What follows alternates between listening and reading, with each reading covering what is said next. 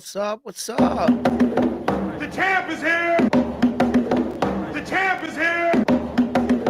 The champ is here! The champ is here!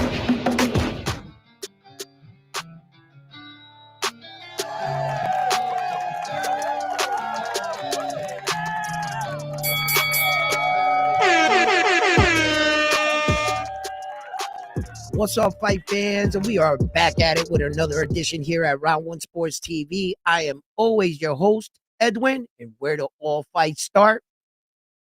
Round one. Hey, we got a lot of boxing to talk about.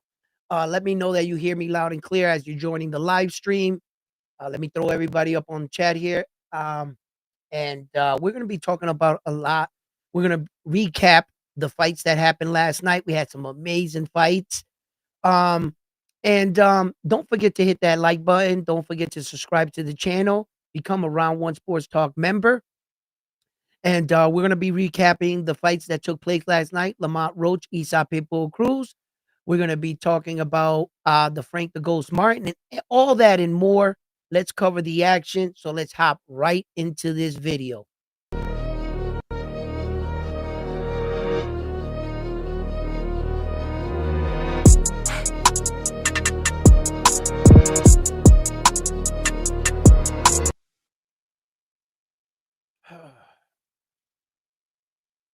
What's up, guys? You guys hear me out there loud and clear? And are my effects working today? Because sometimes, let's see here. Hold on. Let me go to my and make sure. Can't even watch it that way. Okay. Just want to make sure that everything's working properly today.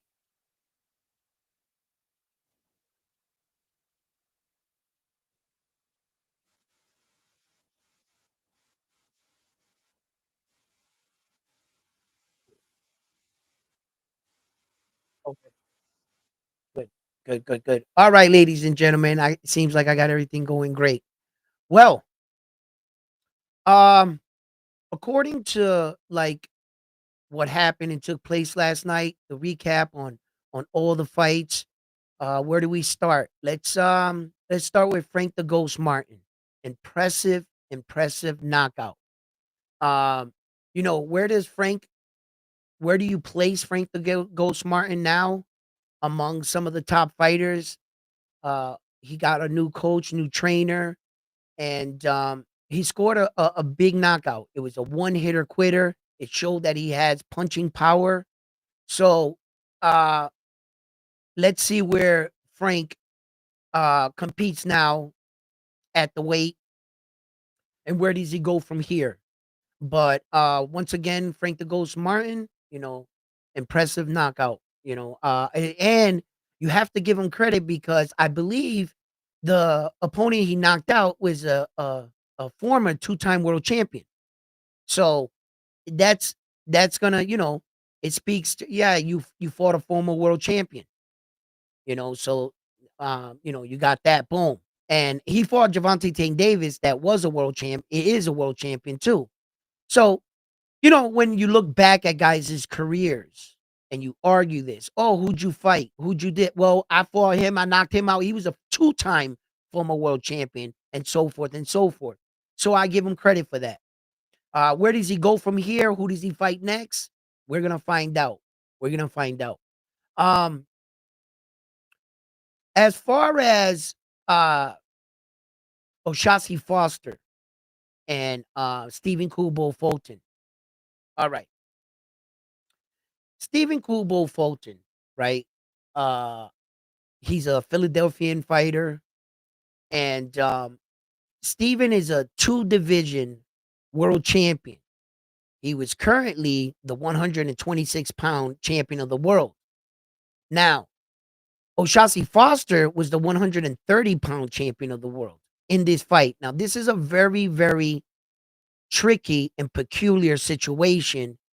I was left scratching my head at the end of the fight. Stay with me. I'll explain why. Okay. going into the fight was supposed to be for Shasi Foster's 130-pound WBC World Championship, right? Fulton was the one that was moving up from 126, and he had the WBC World Championship at 126. What ended up happening was Stephen Kubo Fulton somehow missed weight, but on the other end, meaning he was the lighter fighter moving up, and he came in heavier. Huh? Okay. So the powers that be scrambled, went back into the back room, talked it out, and what they came out with was a title fight for the 135-pound interim WBC World Championship. So, Stephen Kubo Fulton, you miss weight, you're not a professional, and you get awarded a title shot in the same fight. It's not like we're arguing that Ryan Garcia is getting a title fight against Mario Barrio for the WBC coming off of a loss. Right? He at least he lost that fight and then they awarded in the same fight. We ain't even you breaking rules and being awarded in the moment. But no one says nothing. No, yep, Steve, fine with me. Let's let the fight go. What do you mean? Stephen Kubo Fulton should have not been able to compete for a title at all. It was your responsibility to make weight. You were the unprofessional one. You asked for the smoke. So Shasi Foster was up here minding his own business at 130. And then, but wait, there's more. The situation, ironically, gets worse, right? Because after the fight, after Stephen Kubo Fulton and Shasi Foster battled it out for 12 rounds, in which I called that fight. You can go see my live stream, right? And I was saying that, Fulton was doing some good stuff in the first half of the fight. Shasi Foster chose to win this fight with a jab. That's what he chose to do. He was popping that jab, hitting the 1-2, and that I guess that's what their game plan was. They were like, Steven's gonna come in, he's gonna be the shorter man, he's gonna be the smaller guy, this, that. All I really gotta do is keep this fast little dude in front of me and pop, pop, pop, pop all night. And it seemed to be that I thought that if Stephen Kubo Fulton can sustain what he was doing in the first half of the fight all the way into the 12th, he had a better chance of beating him. But he started to fall apart. Shasi Foster started to figure him out. Shasi, for the most part, was putting, good pressure on him. But if Shasi Foster, in my opinion, felt like he was dominating the fight, he was winning it with the jab, why didn't you take any chances? Why didn't you try to stop Stephan? He always, when he did his attacks, if Stephan moved out, he just shuffled back to the center of the ring and reset it. And he would apply pressure like going forward, but no attack. And he would allow Steven to stay in the fight, I felt like there were moments in the fight he could have stepped on the gas. At least, Shasi, look, fighting is tough. At some point in your career, you start to realize the longevity of boxing and the effects of it. And in some fights, in some occasions, you're dealing with a hard puncher. So you can skate off with avoiding his shots, outpointing him, and walking off with a victory. You don't always have to be brave. But Stephen Fulton, in my opinion, wasn't a hard puncher. and he wasn't punching O'Shaughnessy Foster, where I saw O'Shaughnessy Foster's face was busted up or he was flying back with all the shots. No. And in those situations, you got to capitalize. So when you do go the 12-round distance with the stronger fighter, you get less criticism. But when you're in there with a fighter that you feel that should not be in there with you and you're cruising to a victory, O'Shaughnessy, you got to take some chances. I don't think Stephen could have hurt you. And, try to finish him. Give him the ass whooping he came looking for. I can't stop you from challenging me or taking a shot at me. I mean, that's your decision. The only decision, my responsibility is as soon as you take a shot at me, that's my time to shine. There's my cue. I'm going to shine on you. So, that's my job. I can't stop you from making your decision. You know what I mean? You're doing you. I'll do me. And O'Shaughnessy Foster, for me, he needed to, make a statement. So, after the fight concluded, this is where it even gets weirder. This is where I'm like, what the fuck did you do, O'Shaughnessy? So, as the fight was going on, I get up this morning and I start to listen to what they're saying. And the reports were saying that the second he stepped into the ring with Stephen Fulton, he vacated his 130-pound WBC championship to compete for that belt. So he wins the belt. So wait a minute, O'Shaughnessy Foster, you gave up a real belt for an interim? Is that what you just did? So you woke up this morning the 135 interim champion, O'Shaughnessy Foster, rather than being the real champion at 130. They talked you into that so that Stephen could fight for a belt when he missed weight. So in actuality, you got a downgrade on your status as a champion, O'Shaughnessy.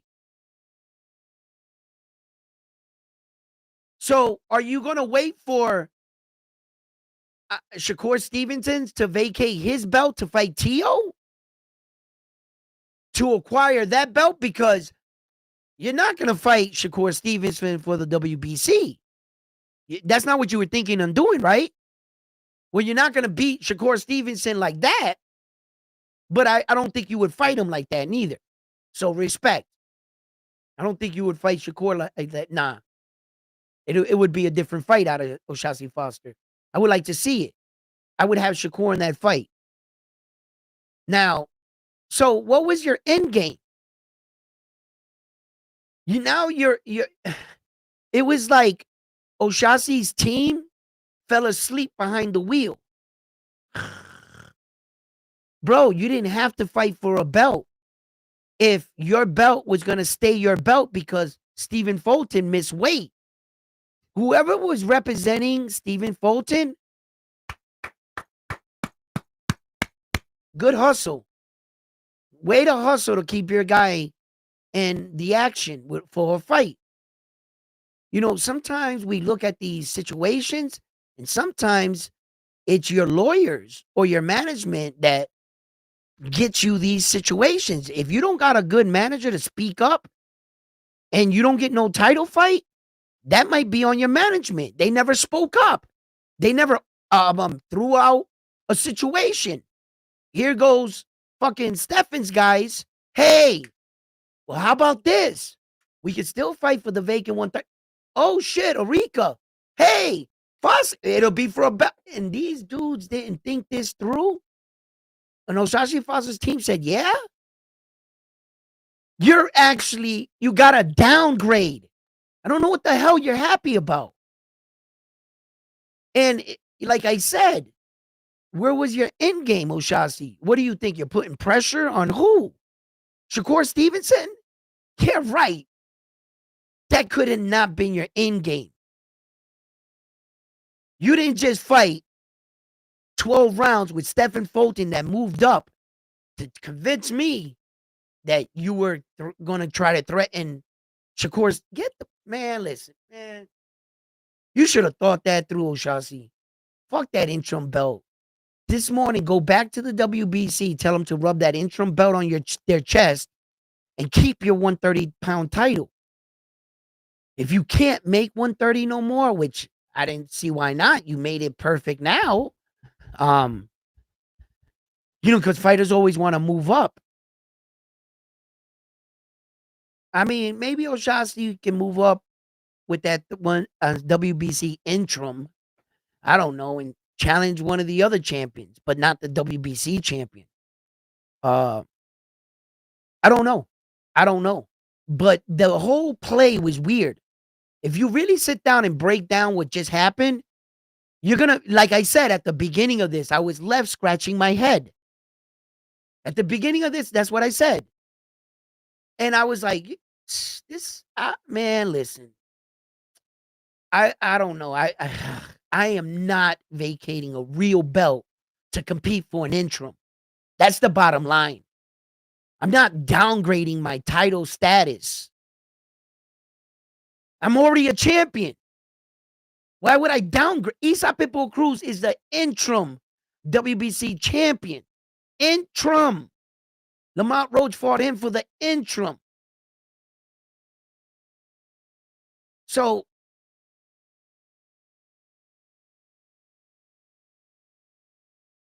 Ryan Garcia is getting a shot at the real one.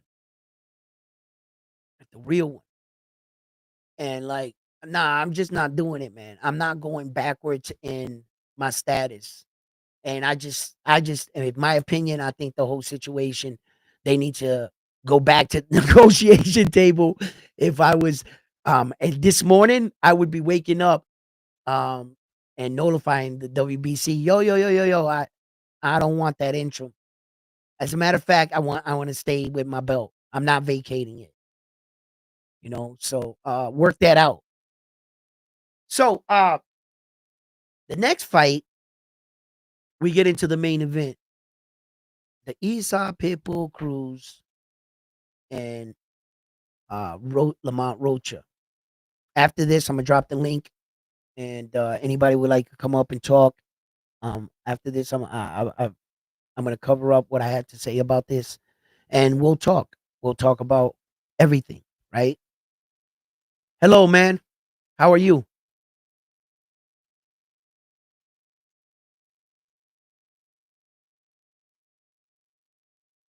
Let's see what's up.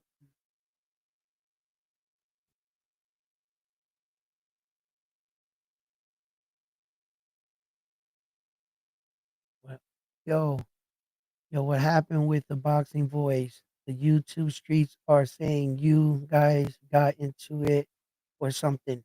No, no, no. We cleared that up. Like, I'm a grown ass man and shit. So we got into it, and because Ness is on his shit with his stem cells and shit, and he can't smoke bud. So he's you know what I mean? And to be honest with you, like a lot of the people on the boxing voice and everything and stuff, they're trying to like, oh, round one, you don't know anything about boxing because Next screamed on you because check Google and all this other stuff, and you talk over talked on boxing and stuff. And like I'm sitting there and I'm a little baffled, right? Because I'm saying to myself, do you guys know boxing? Anybody that says that he, like checked me in something, well, you didn't actually check me in a boxing situation. If you go back and watch the video, what he tried to check me on was an educated boxing guest that I said that I believe that when Mad Match Dervichek died in the ring against Subriel Matias, that there had to be an investigation and that Subriel must have pissed clean. And he snapped. No, you don't know if there was an investigation. You don't know any that would be true. And then he snapped and went all over me, right? So I was choosing to take the high road, but I snapped on him because I was like, yo, don't yell at me. I'm a grown ass. You don't have to talk to me like that.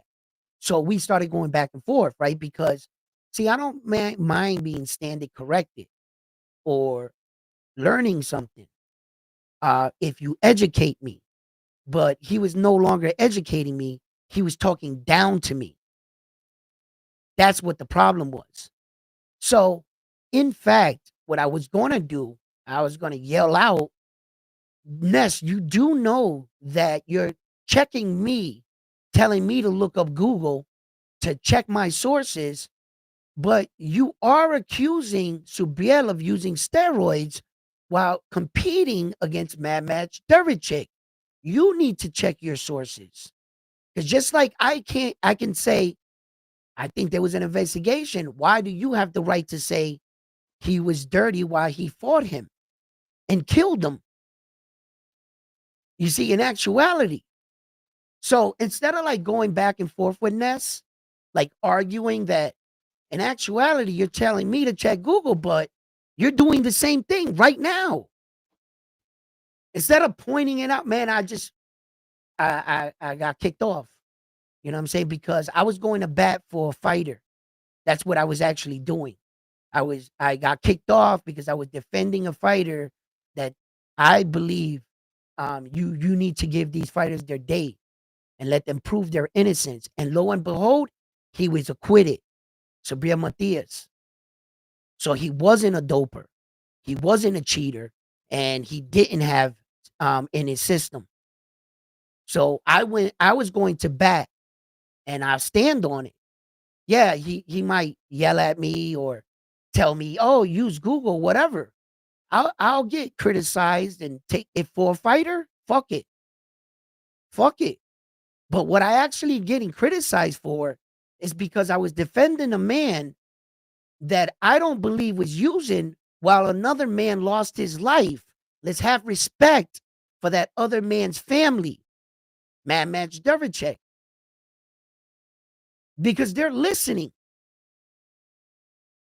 Don't open up old wounds if you don't know what happened either. Because I made a educated boxing, I would think so. Look at play out the situation in your head. Shabir Matias was a convicted felon. He served time in the federal penitentiary. He did his time. He did his time. He came out and became a professional boxer. When you have a background like that and someone passes away in the ring, you know how they always say, once a criminal, always a, like there's always people that, oh, you've been in jail before? And they start clutching their purse. Like all of a sudden you're a petty thief. You know what I mean? Like, no, I'm not, I don't need your purse. Like, the hell's wrong with you? Not a petty thief. So, you know how so I made it, and that's what it was all about. That's what the whole thing stemmed from. Me saying something and then him, nah, and it was just basically like, you know, I felt like Ness needed to smoke that day. He needed to calm down. He might have snapped a little, and he probably realizes it. He probably realizes it. I'm old enough that I don't have to go through the schoolyard shit where I'm not, Ness doesn't have to tell me. We talked, he went, and I'm like, all right, we good. Like the vibe was there. We both said some shit. He said some shit. I said some shit. Keep it moving. Like motherfuckers act like we ain't never been in an argument before. You act like I've been chewed out before at work or in somewhere. So what the hell does that? Okay. I've been chewed out before. I don't hold on to that shit. It was a situation. It was what it was, but I'm round one sports talk all day, baby. You know what I mean? I'm going to be me. I will not ever shrink for no one. What United States made Wherever I go, I am united. I'm built like that. No, I'm not going to change or go against the grain to try to please anyone. I do as I do. I like what I do. I go where I go. I go on the platforms and I like talking boxing. So I'm not going to shy away because of a few people. Oh, this, that. Man, listen, you're talking about me. Good, bad, or indifferent. If I'm what's on your mind, you got to talk about me. Well, then, hey, it is what it is, baby, right? You know, I don't think I could please everyone. I don't think everybody's going to like me. I don't think everybody in the world's going to like you. But for the people that enjoy, my show, enjoy watching me talk about boxing, interacting with me, talking about boxing, well, then that's what we're talking about. Last night I broke down the Eastside Pitbull Cruz fight. Y'all can go check that out. And when I talk real boxing shit, right? So, as a matter of fact, let's talk about that Eastside. Hold up, wait a minute. I actually, yeah, hold on, right? In that Eastside Pitbull Cruz fight, right? Hold up.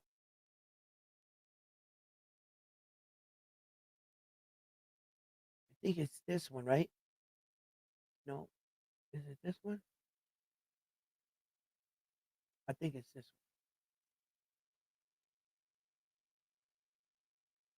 one. No, it's not. It is not that one. Okay, let's do this again.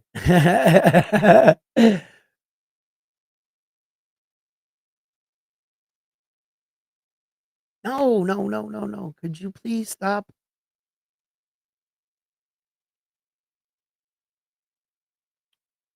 All right, hold on.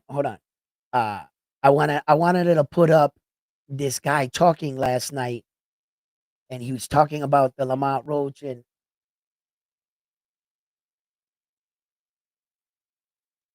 hold up. Why is this so tough for me right now? Okay, got it. Finally, about time. This guy right here. This guy right here. You guys know this guy? Huh? You guys know this guy? Yo, this guy was watching the fight last night, right? And right when the situation was happening in boxing, right? I was describing it. I was watching the Eastside Pitbull Cruz fight against Lamont Roach. And what was happening was um at the time, Lamont was trying to get Eastside Pitbull Cruz's attention, right? And yo, Lamont was doing some really slick shit in that fight. He really was. He was starting to catch Esau in the right timing with that check hook, right? And the thing was that Esau was stubborn, right? He was giving away very little. He would really tuck his chin in like this, and he would hide behind the guard. And the one punch that was there was the uppercut, but the trade-off was Esau's check hook, right? So I was watching it, right? Check it out. Meanwhile, it's very explosive. You're showing, oh, this is simple. And in doing that, I've seen fighters get caught like that. Zab Judah got caught like that. AB got caught like that. Great skilled fighters that try to be like, what do you like? They're like looking at all the hard work the other guy's doing and trying to diminish it by acting like it didn't do much for you to work. You do that too long, you're gonna laggy gag in between a combination, you're gonna get caught.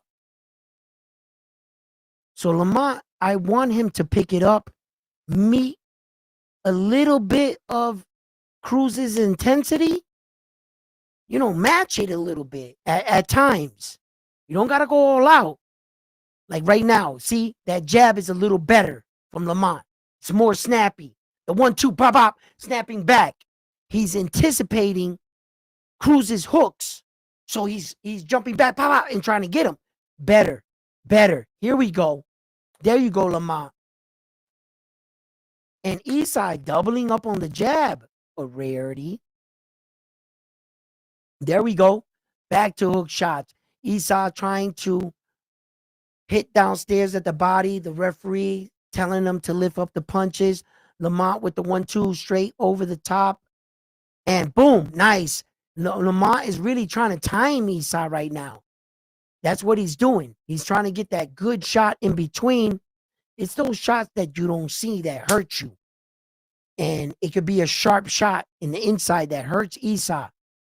Eastside's lowering his head, kind of like Mike Tyson is, peekaboo style at times. He doesn't do it quite like Mike Tyson. Mike Tyson was the best at it, right? But lowering the head, dipping.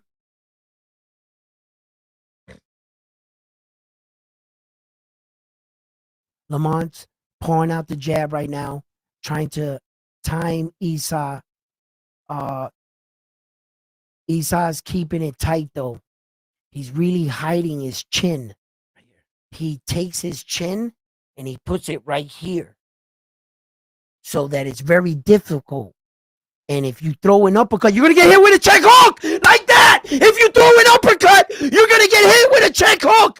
And Lamont Roach just got hit. His glove touched the ground. As soon as I was going to say it, if you throw the uppercut, you're going to trade. And he got caught big by Eastside Pitbull Cruz. And Eastside's hitting him over the top. This guy knows what he's talking about. Yo, listen, you need to watch that guy. Yo, I was watching it.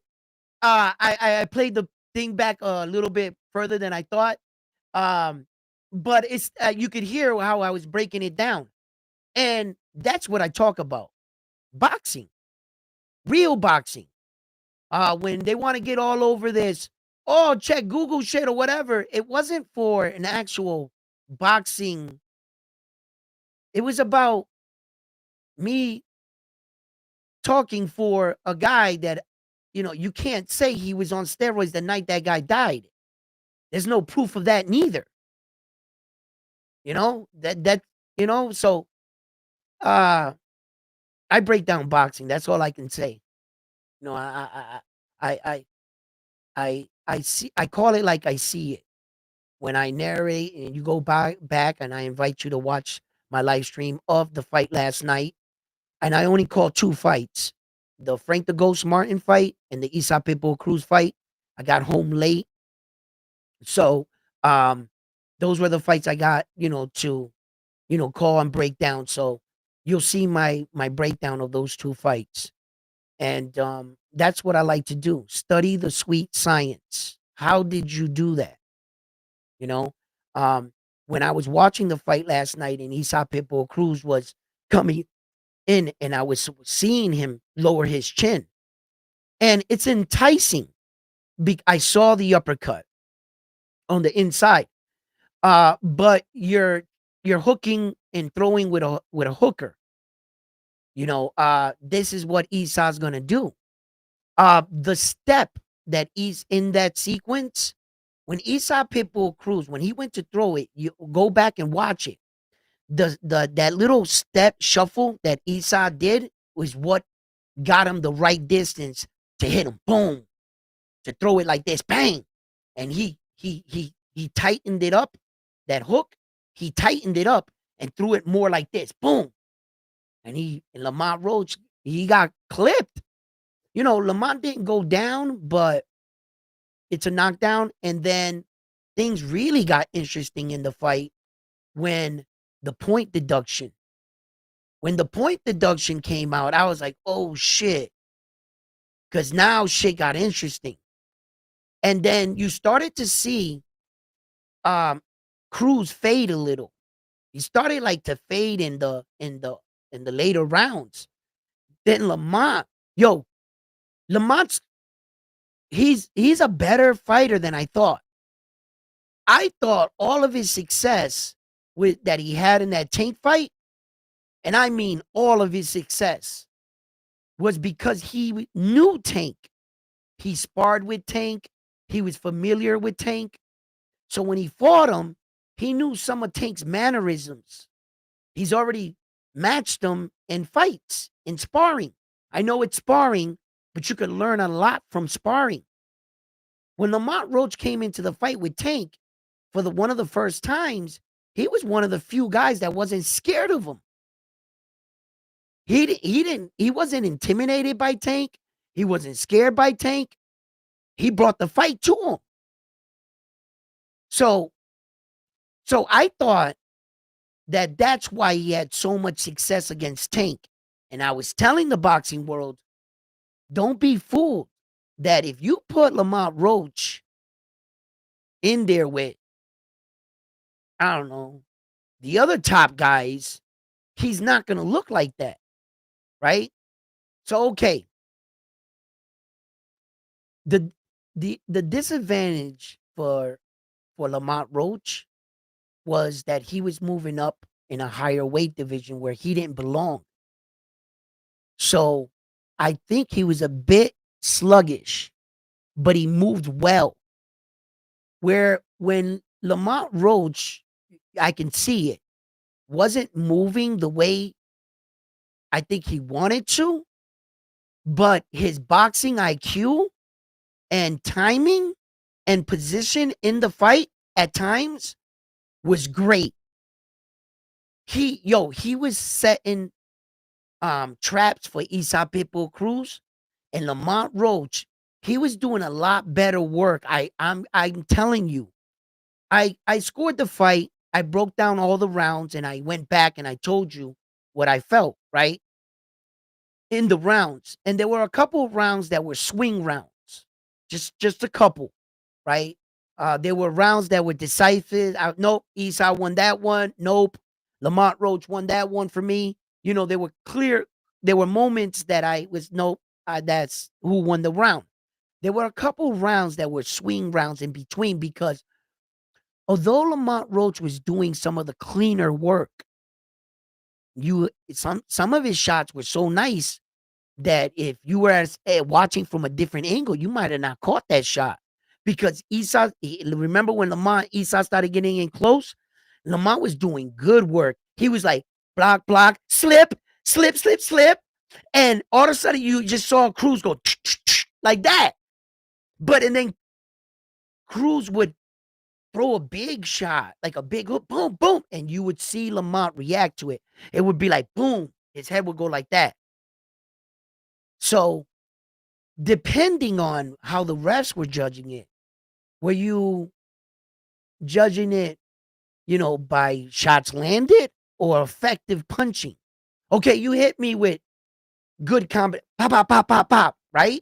Okay, but I said bam, and you went. What are the judges seeing?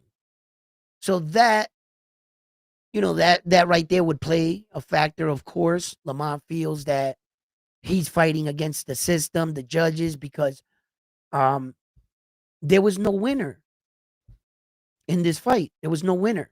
And what I needed to happen was a definitive winner so that someone can come out and fight Tank. We could at least dress it up for a bigger fight.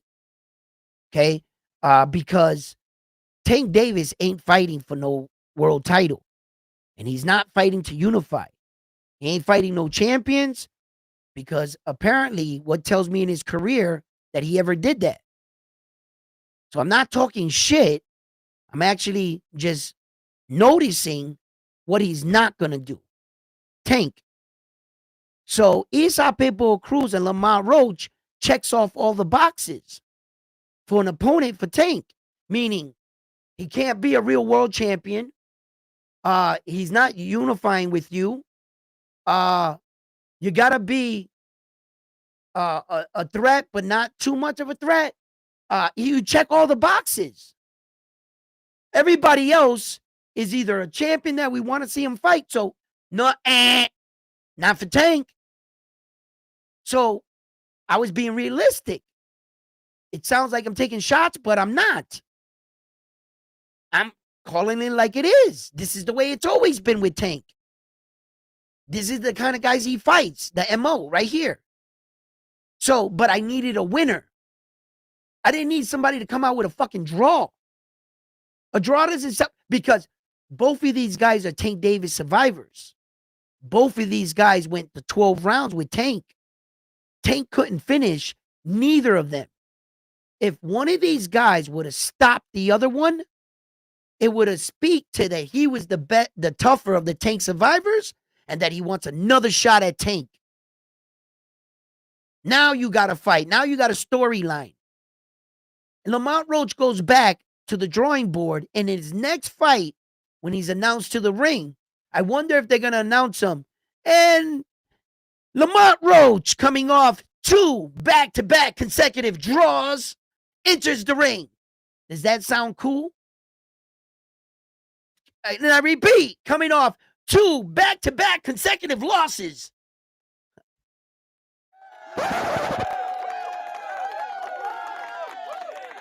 Hit that thumb button. Smash that thumbs button for me.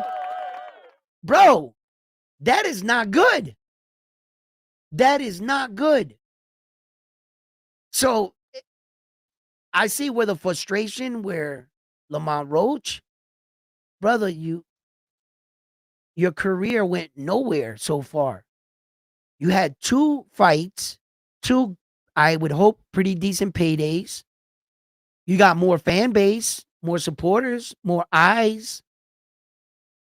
But your wins didn't go nowhere.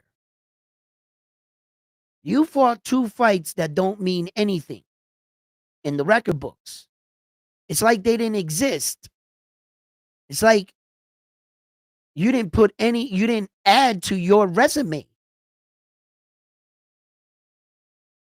You know, every fight you want another win, another knockout, or a championship, or whatever. You went fight, and walked away with, for your career anyway, nothing. That's some bullshit right there. Lamont Roach, Isa Pitbull Cruz, he can survive this. See, as far as Isa Pitbull Cruz, nothing happened. Como like the Mexicans say, nada pasó. Nada pasó aquí. You know what I mean? The Mexicans. You know what I mean? They like, nothing happened here. Nothing happened. And you would be right. Isa Pitbull Cruz kept his belt, kept his status, didn't get a loss, kept the Mexican fan base, might have got more fans. Another win-win. So for Isa Pitbull Cruz, he still, his status is gonna, but Lamont Roach, no. Nah. Nope.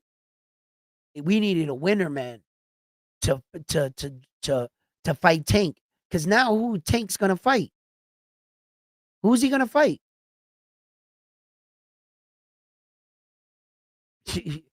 I'm not talking shit when I say there's criteria to Tank's fights. He ain't fighting Raymond Morataya. Tank, although I think he beat Raymond, but he shows no interest in Raymond.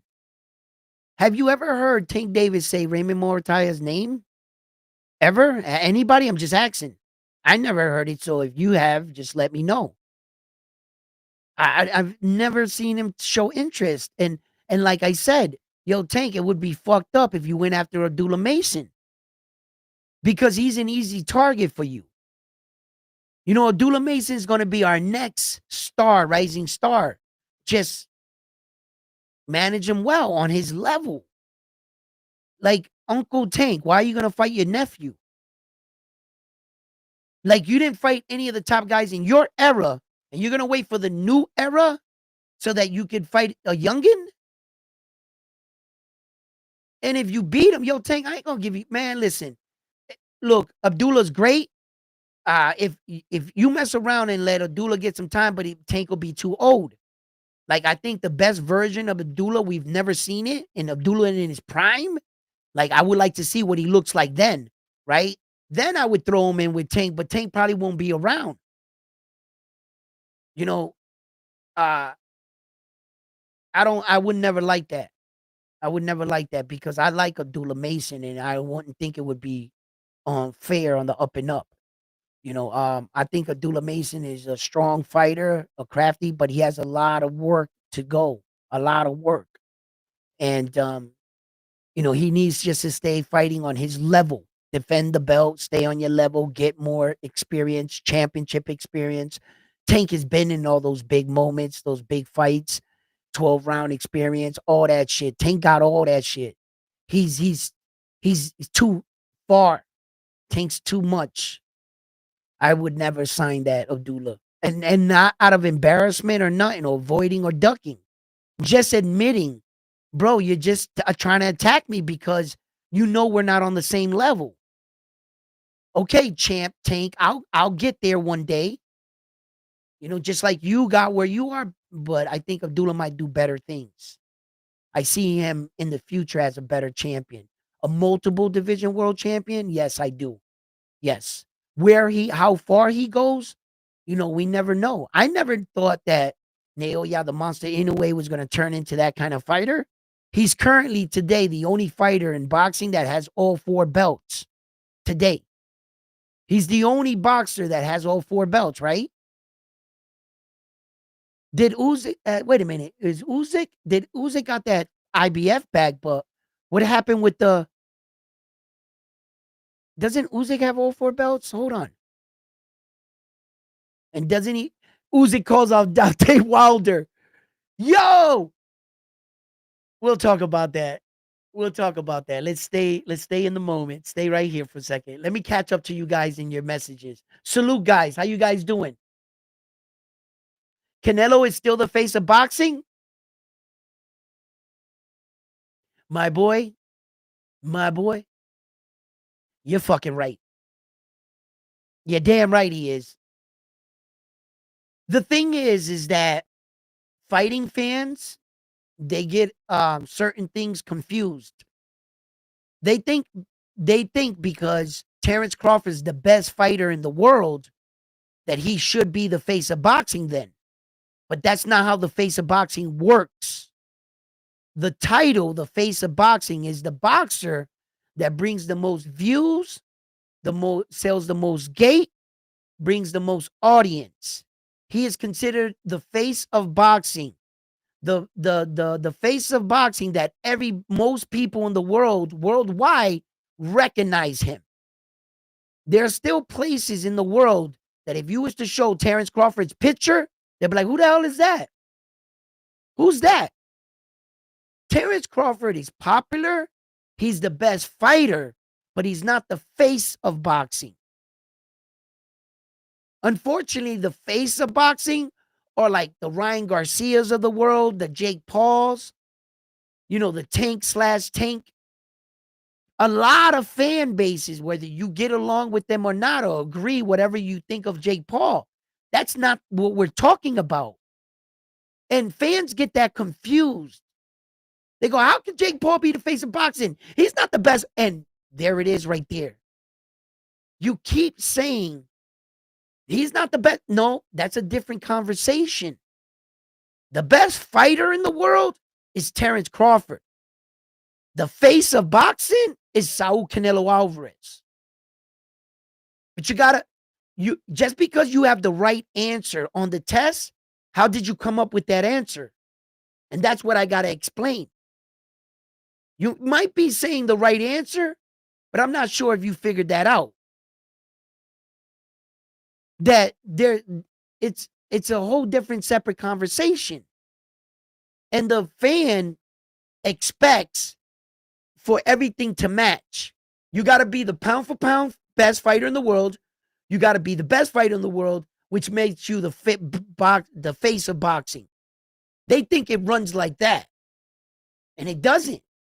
Those are all 3 separate entities. You can be the pound for pound best fighter in the world, pound for pound. Naoya the Monster Inoue, he's the best pound for pound fighter in the world. Terrence Crawford is the best fighter in the world, and Saul is the face of boxing.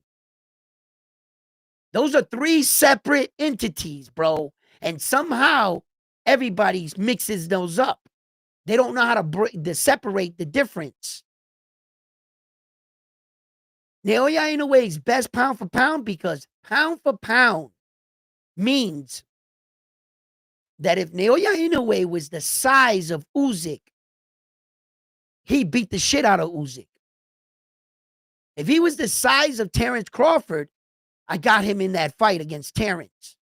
But Naoya Inoue is little, but his skill, his timing, his placement, his understanding of fighting, everything that Naoya is slightly higher in some areas than Terrence. And Terrence has some areas that are higher than Naoya the Monster Inoue. I had never seen a fighter switch lefty and righty like Terrence. That's very high. The Monster never did that. So there's, you know what I'm saying? Because we're comparing the elites, right? So Terrence is the best fighter in the world because currently he did something no other fighter could do. Jump up 2 separate weight divisions and fight a 4-belt champion. Not a 1-belt champion, not a 2-belt champion, not even a 3-belt champion. He fought a 4-belt champion. So in level of difficulty, that makes him the best fighter in the world.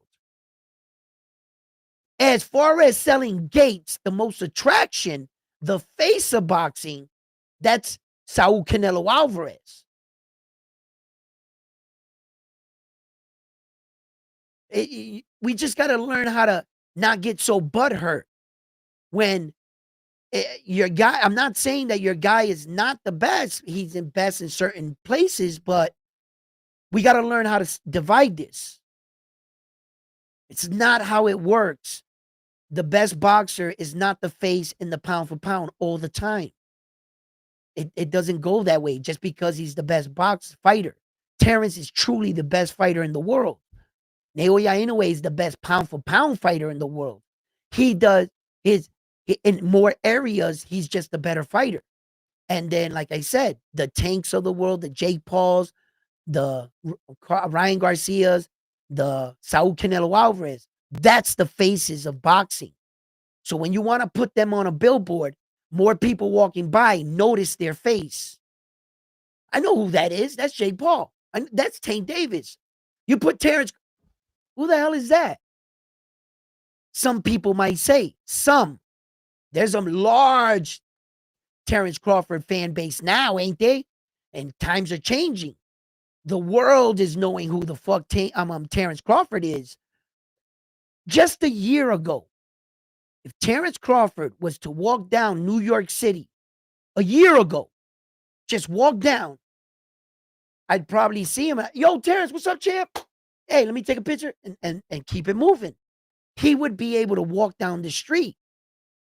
Just a year ago. In Omaha, maybe not. And he's probably can't walk around in Omaha like that. Maybe he can. Maybe they're used to it. Because whenever you got your star of your city, you guys are used to that shit. So it kind of works like that. But Terrence Crawford is not going to get mobbed by thousands and millions of fans had he walked out into New York City just a year ago. But Saul Canelo Alvarez can't do that. If Saul Canelo Alvarez was to walk out in New York City, they would mob him. Mad people, yo, that's Saul! There's the difference. There's the difference. Tank Davis walks out in certain place, yo, he gets mobbed by fans. Those are the faces of boxing. Jake Paul, you see him, yo, right? They know him. But you take Terrence Crawford, and you take him, and you put him in Maine. Go put him in fucking some of the people are not going to know who he is. And that's why the face of boxing is the most popular fighter. So, have at it. Think what you want. I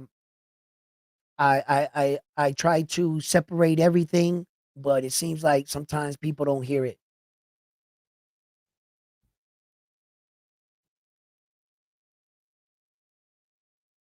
Bro, if you think if Naoya and Bo were the same size, Yeah, that would be yeah. I would have to take Naoya and the Monster Nui in that fight because um I like Bud's skill. I like his I like everything about Bud Crawford, right? He's the best fighter in the world, right? Uh his ability to like study a guy, like if you give Bud Crawford and his team enough time, they proved it. They can beat one guy. He could come up with a plan to beat Naoya the Monster Nui. The slight edge that I give to Naoya Inoue is that his adjustments in the ring are faster than Terrence. I've seen Terrence take a long time to figure somebody out. Sean Porter. It took him 10 rounds, and for somebody to say he's winning in the fight to get up and knock him out. Right? So it took him a long. Naoya the Monster Inoue, if you make too many mistakes just once in front of him, his the way he figures shit out is a lot faster than Terrence. Now, when I don't have anything else to like, everything else checks off in the boxes. He got skill, he got skill. So I'm not can't. He's got a style, he's got a style. So those kind of void each other out. So when you start voiding things out, like you go Terrence footwork, Naoya Inoue's footwork, they're both great footwork. So it's not neither. So you avoid those out. The speed, they both got great speed, good jabs. You avoid that shit out.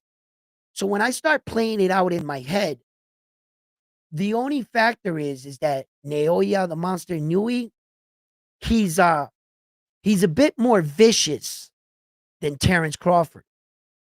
He's constantly attacking, constantly going in. He doesn't take off any rounds. Terrence, you could see he's figuring you out.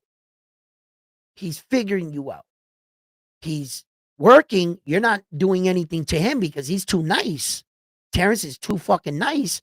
So while he's working through the problem, then he comes out and knocks you out. And it'll take him 5, 6 rounds, shit like that. But he's going to knock you out. But this monster guy, he's brutal. They really call him the monster for a reason. And if he was the same size as Terrence Crawford, the same size, shit, I would have to see that. I got Naoya Inoue in the fight, yeah. I'm not counting my American out. Terrence, no. Because you would also have to know that you're bringing Naoya Inoue's punching power. Terrence Crawford has punching power, but we're playing hypothetical here, right? So if they're the same size, you got to give Naoya Inoue the same size punching power. And we would have to think that Naoya Inoue can fight with the big guy because he is a big guy now in this situation. Remember, we're saying that they're the same size. Yeah. Yeah, I would have to see that shit. That would be an incredible fantasy fight that would never happen. But I would love to see that because I consider Naoya the Monster Inoue the best pound for pound fighter in the world. Yes, I do. He just all around or as a whole fighter, he's slightly better than Terrence. Yeah, as a whole. But like I said, Terrence is the best fighter in the world. Terrence, he's the best fighter. Naoya the Monster Inoue never jumped up 2 weight divisions, fought a 4-belt guy. He ain't never did no shit like that. So how the fuck is Naoya Inoue the best fighter in the world? He's not the best fighter in the world, Naoya Inoue. No, he's not. Terrence Crawford is. Yeah. He's just, for me, not the pound for pound best fighter in the world. That's a different title. You know what I mean? You can be the best pound for pound fighter in the world, but not be the best fighter in the world. Yes. Yes.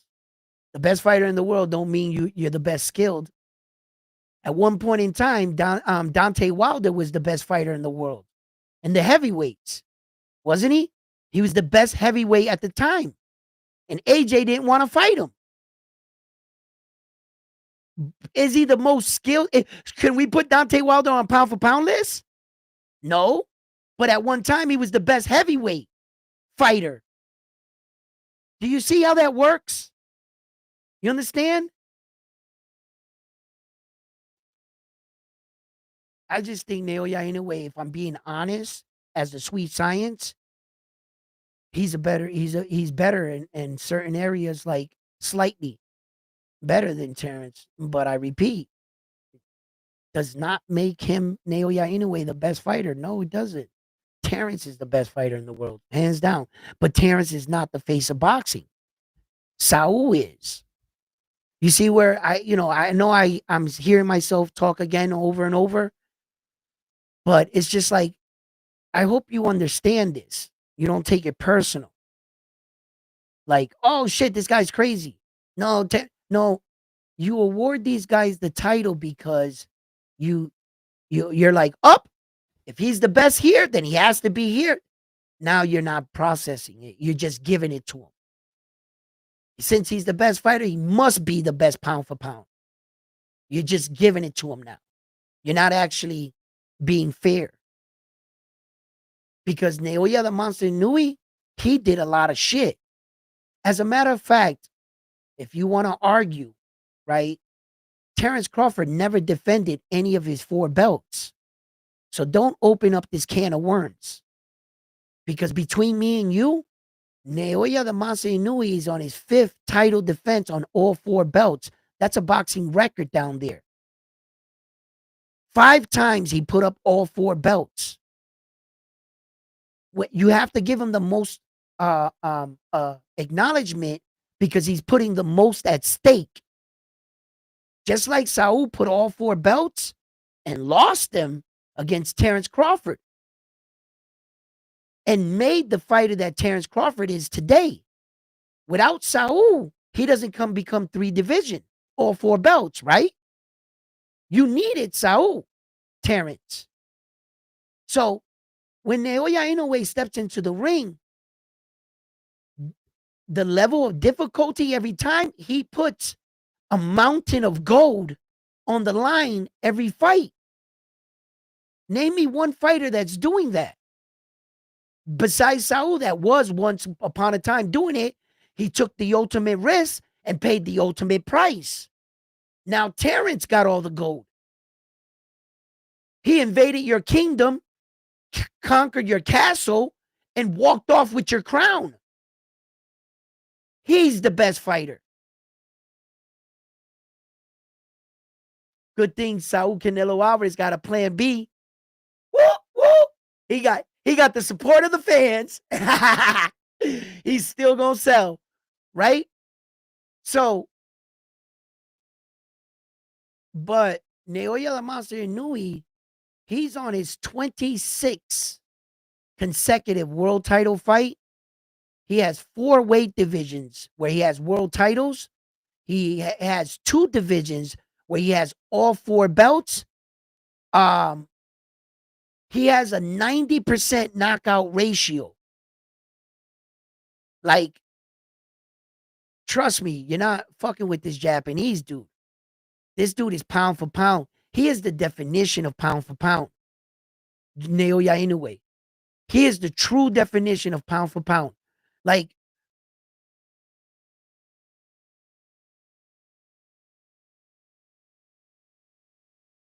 he is the true definition of pound for pound, man. Naoya the Monster Inoue, man. When you break down pound for pound, first of all, right, a lot of people have a tendency or the mistake of putting all the belts in pound for pound. Oh, he has all 4 belts. No, belts have nothing to do with pound for pound. Don't bring in none of the belts. Don't bring their accomplishments, only their opponents, what they did with their opponents, and the way that they're moving through divisions. Pound for pound, Naoya Inoue has moved up 5 weight divisions. 5. He jumped over 1, like Terrence did, right? So he only got titles in 4.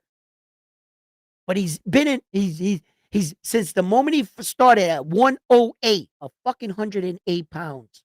He's already all the way up at 122. So pound for pound, Naoya Inoue has not shown that he's dropped his ability and speed, ring fundamentals. After 5 weight divisions, he brought his power all the way with him. Teofimo Lopez's power hasn't showed up. They're questioning Devins if it's showing up because he hasn't stopped anybody. So you can see when fighters move up, they're not knocking anybody out 5 divisions later. Right? The knockouts stop. With Naoya the Monster Inoue, what you got to recognize is that everything stood the same. Pound for pound. You're judging them against guys that move up but get no knockouts.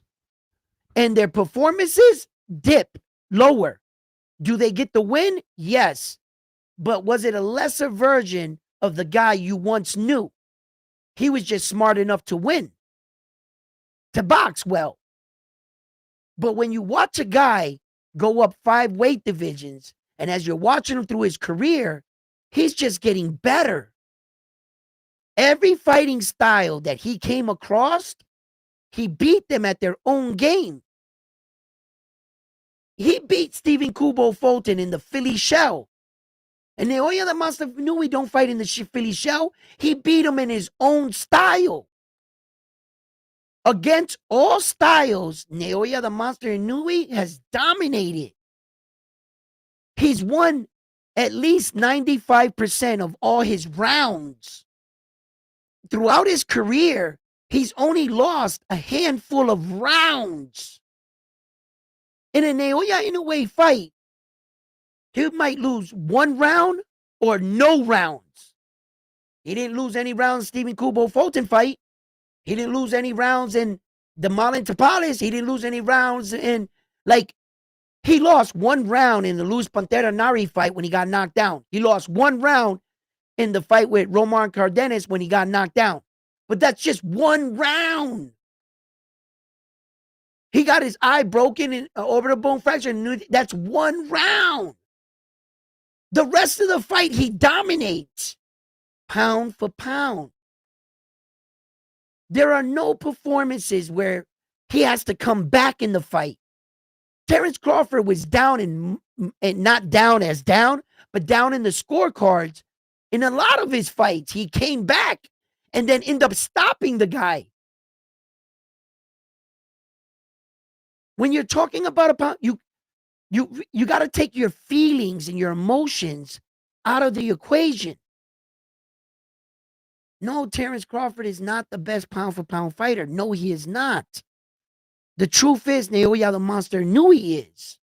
He truly is. And that's just a fact, Jack. And I'll repeat so that you're not butthurt. Terrence is the best fighter in the world currently, right now.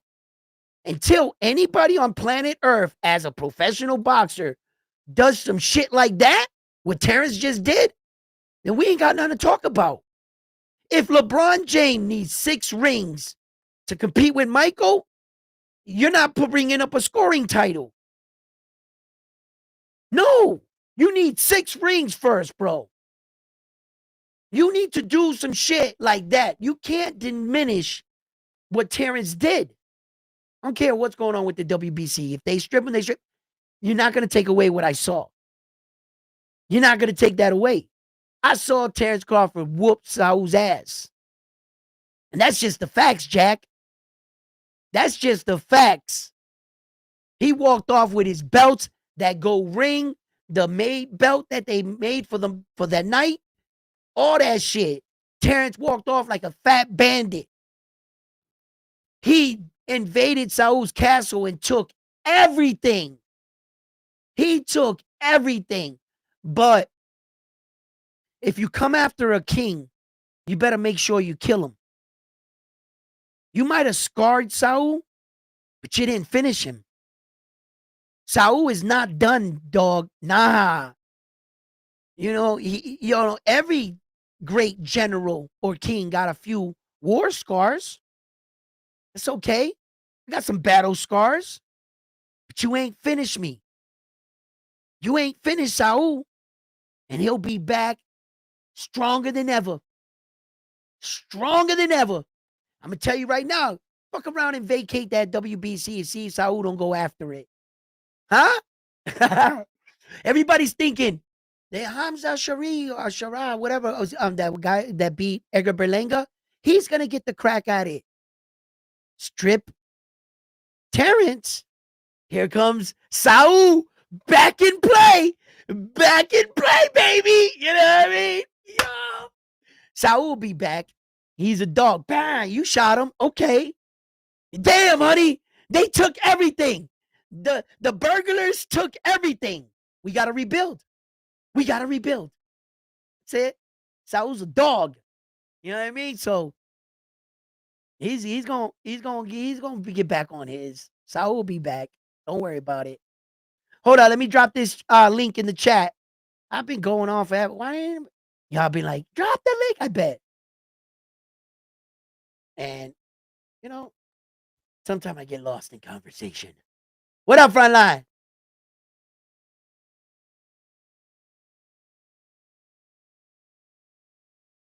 What? You can take away 160. That's 5 divisions. You can take away 5 divisions.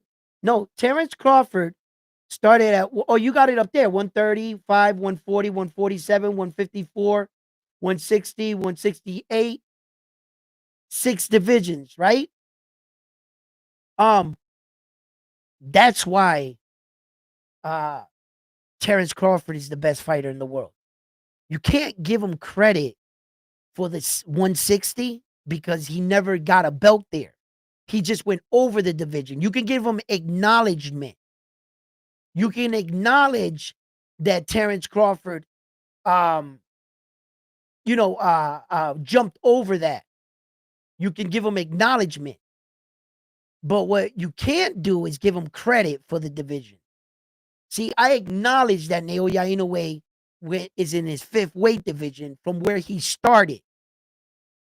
That's just acknowledgement. But credit, he's only a 4 division world champion. You follow me?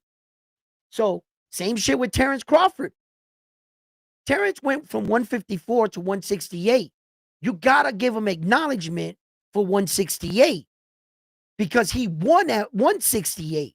So 160, you're kind of like saying, like, I passed your division because I'm already beating the undisputed champion at the higher weight division. So acknowledgement is acknowledged.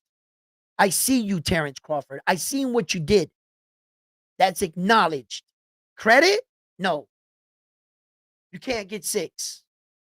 No. You got to get a belt there first.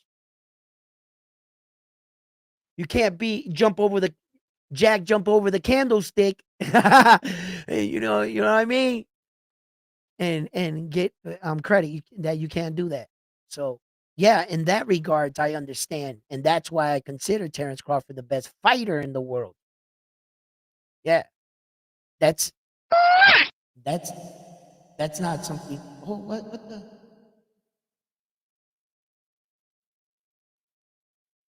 Yo, now my what happened?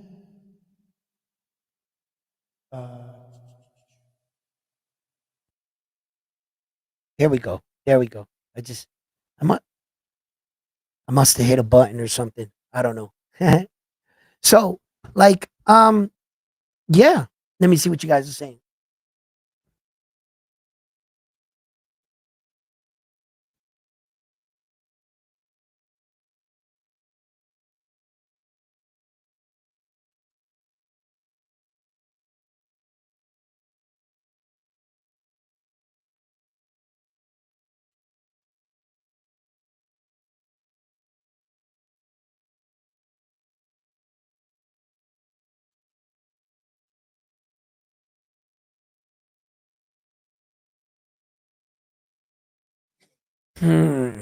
Come on, Bud doesn't have defense. He moves up because he can do it. If Ilya would have beat, no, Nello would have beat Bivol, he would have 170, I bet.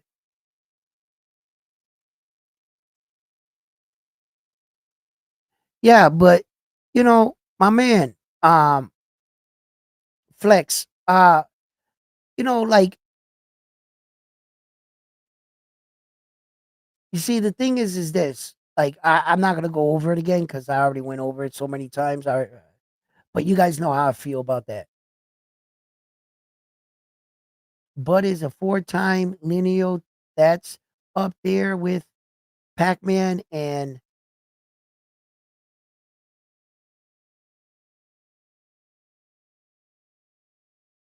nah, nah. You're confusing the two. You're starting to bring in awards. And I said we can't do that. Other people do that. People that don't know how to identify and break down the two. They're constantly mixing these things in for credibility to give their fighter the pound for pound award or status because of what they were doing. And I was real transparent with that. I don't care that Bud was 4-time lineal. That's a great award. That just makes you the best fighter. That's all that does. That doesn't give you pound for pound. Pound for pound has nothing to do with belts. I've already explained that. And as soon as people come up and say that, I know that those are the fans that I need to help. I need to get them to understand your argument, although it sounds great, you're just mixing up the qualifications for entering these conversations with pound for pound, best fighter, face of boxing. What you're doing is you're taking all three and you're trying to mix them in together when those are three separate entities. You got to learn how to separate them. Everything you said is true about Terrence Crawford, but it just makes him the best fighter. No evidence that you brought makes him pound for pound. But I noticed that you said in the middle of your statement that makes him the best pound for pound. And that's where the confusion lies, when what you're using as evidence doesn't belong here. Your evidence would have got thrown out in court because that you can't use that for a pound for pound case to solidify your case for pound. No.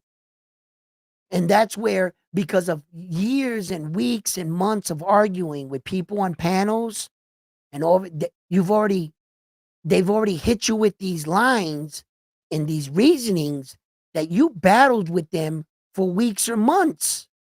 But your mistake is that you allow them to talk you into that. That's where you went wrong. As soon as they would have said, yeah, but this guy got 4, you can't use that. You would have shut that down. You must prove your case by pound for pound. Your fighter must be a complete fighter. That's what we're talking about for pound for pound. He can't lack in an area and you go, oh, that's okay, but since he won the belts, that makes no. Now you're just taking his awards and now putting it and making it what? Skill? Because Errol Spence Jr. got 3 belts, he's more skilled than Terrence Crawford? No, Terrence Crawford proved that.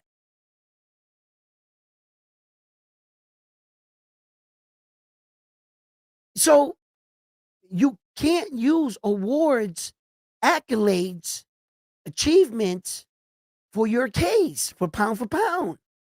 He must be a complete fighter. And that's where the elite of the elites come in. And there's no one in boxing right now that's doing everything without being Superman. Without the closest thing to the best fighter in the world That's Naoya in a way, bro. Everything he does, from the placement to the timing to the positioning to his speed to his twitch-like muscles, his reaction timing, he's complete, man. Terrence, another elite fighter, you break down.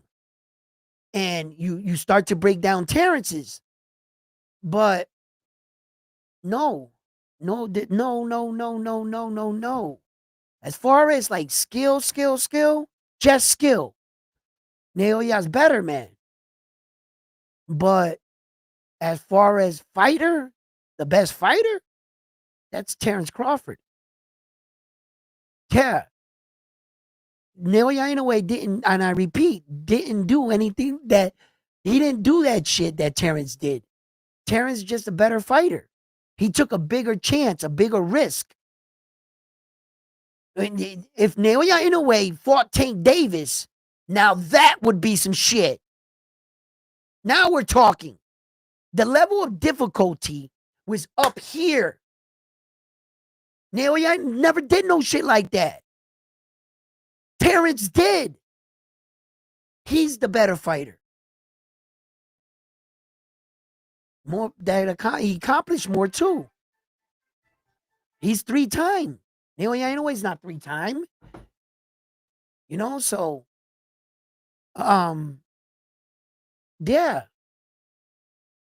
You know, you just gotta like learn not to like allow these people to bring you into these conversations you should have never been in. They're bringing things into the stipulation, into the room that should have never been entered in the argument. You just had to know that. You just had to know every time these fucking fans come up with their own opinions or ideas of what they consider a pound for pound and the belts and all this other shit. You just got to learn how to control the conversation and what is the qualification for what exactly you're talking about. Learn how to break it and not let other things and stay focused on just that. And when you can do that, you'll start to see it. You will start to see it just like I did. I saw it. And for the record, Terrence Crawford all day. For the record. Overall. Terrence Crawford all day, hands down. Overall. For the record. I'm not diminishing the guy. I'm not putting Terrence Crawford down. I'm not none of that shit. I'm letting you know he's number one. He is number one, but he is not the face of boxing. He is not. That's all.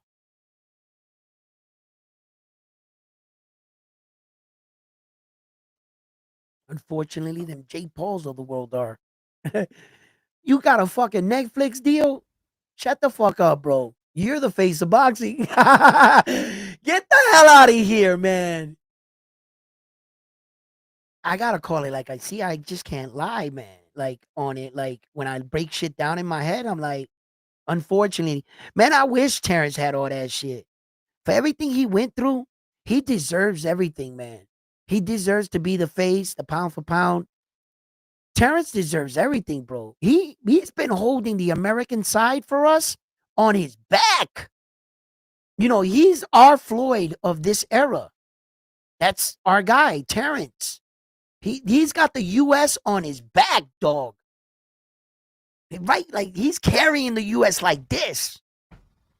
This is Terrence Crawford walking with the U.S. on his back and the rest of the fucking boxing world. That's it. Big dog. You know what I'm saying? That's Terrence right now. That motherfucker's hot right now. I told you, he probably could change the color. That's not yellow no more. What is it called? Terrence Crawford. Every time you see yellow from now on, oh, are you wearing Terrence Crawford? Wow, you're Terrence Crawford? You got the right color of Terrence Crawford matching with the bottom color of Terrence Crawford. Because usually it'll be off a little, but your Terrence Crawford is on point. You know what I'm saying?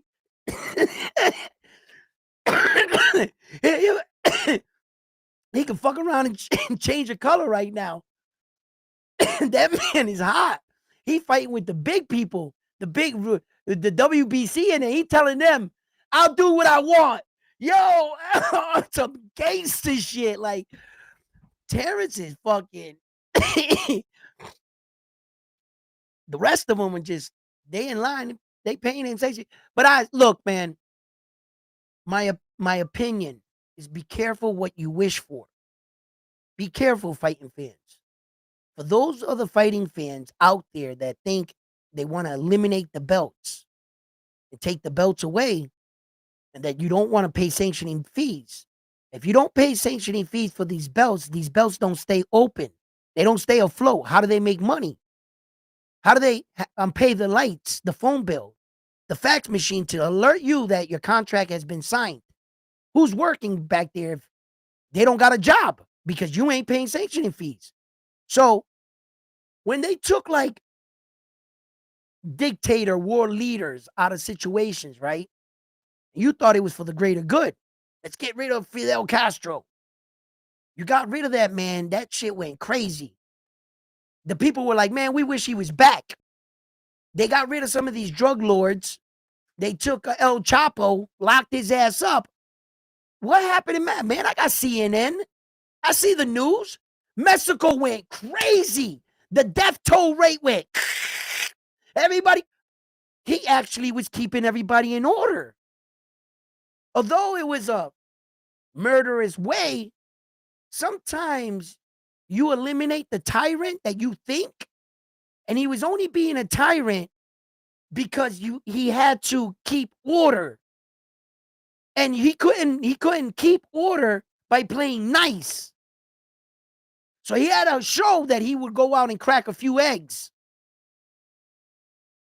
to keep you in line. But the minute you take that away, it fucked the game up. And if you stop paying sanctioning fees and the belts fall off, what are you fighting for? What organization is going to stamp your champion? What, you the fan? Because you saw him whoop his ass and you're yelling, he's the champ. Don't you know there's going to be another group of fans that are going to be yelling that their guy's the champion? Because there's no real belt. Remember, the sanctioning bodies fell apart because you don't want to pay fees. So we got no belts.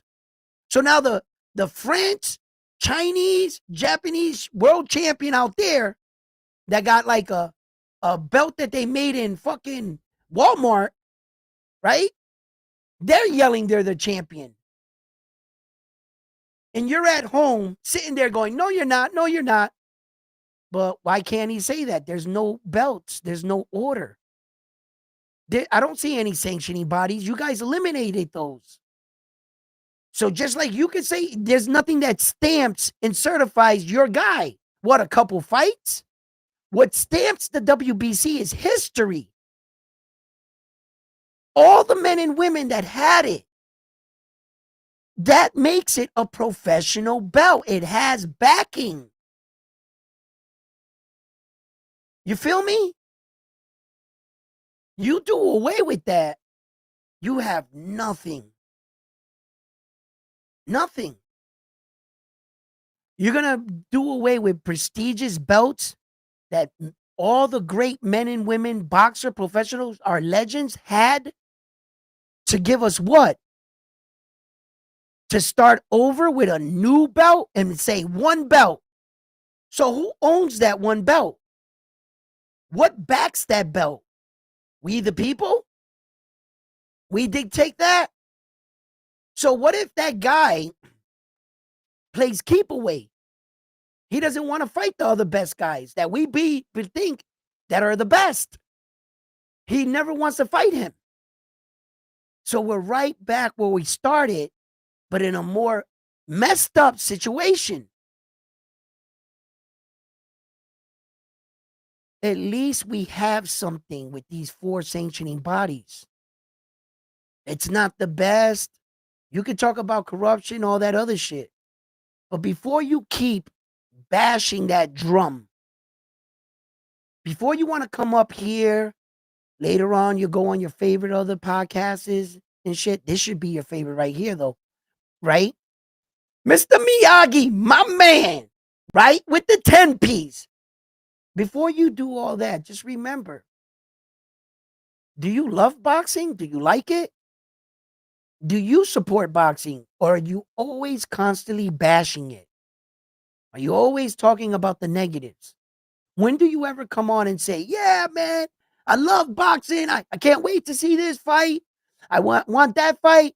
You know, I want to just let boxing know that you men and women out there that get in the ring every day, take the chance, put everything on the line. I want to thank you. When is the last time you guys have done that? When is the last time you congratulated your fighter for the victory and for all the excitement they provide for you? When as we as the fans, when have you, but yet they all claim to know everything about boxing, but when they come on and talk, all they seem to want to do is keep punching boxing in the face. And they got no problem coming up with a straight face just saying it. This guy sucks. He sucks. This referee, this is corrupted. This belt is corrupted. That's corrupted. He's cheating. He's doping. He's that. Blah, blah, blah. Yo, I understand all this shit happens. And we will talk about it. But at the same time, I'm here to bring up boxing and to educate and to learn. The only way I learn is from you guys. You guys, we talk, you guys tell me shit, and we go through it. And we go through the motion, you know what I mean? Super chat, Mr. Miyagi. Salute, Edwin. Disappointed with the Fulton lack of drive for that fight. It showed, didn't it? It showed, didn't it? He looked sluggish. He put on too much weight.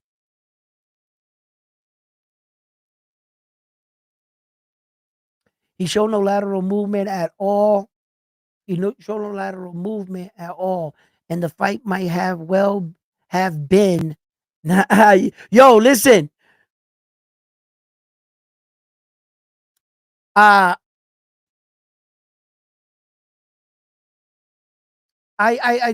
think that Rocha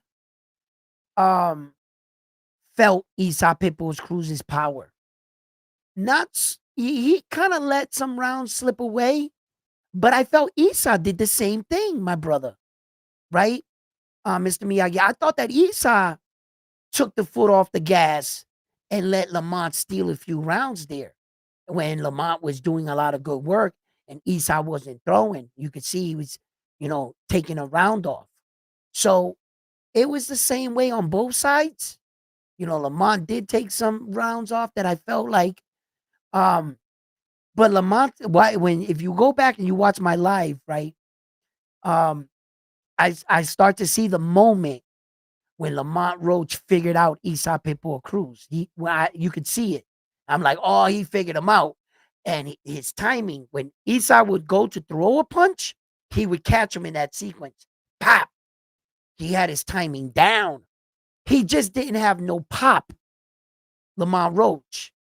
What I saw in that fight was Lamont Roach, good boxing IQ. He was doing some great crafty shit. He just didn't have no power. That's what you saw that was missing. If Lamont Roach had power, he would have sat Isa down.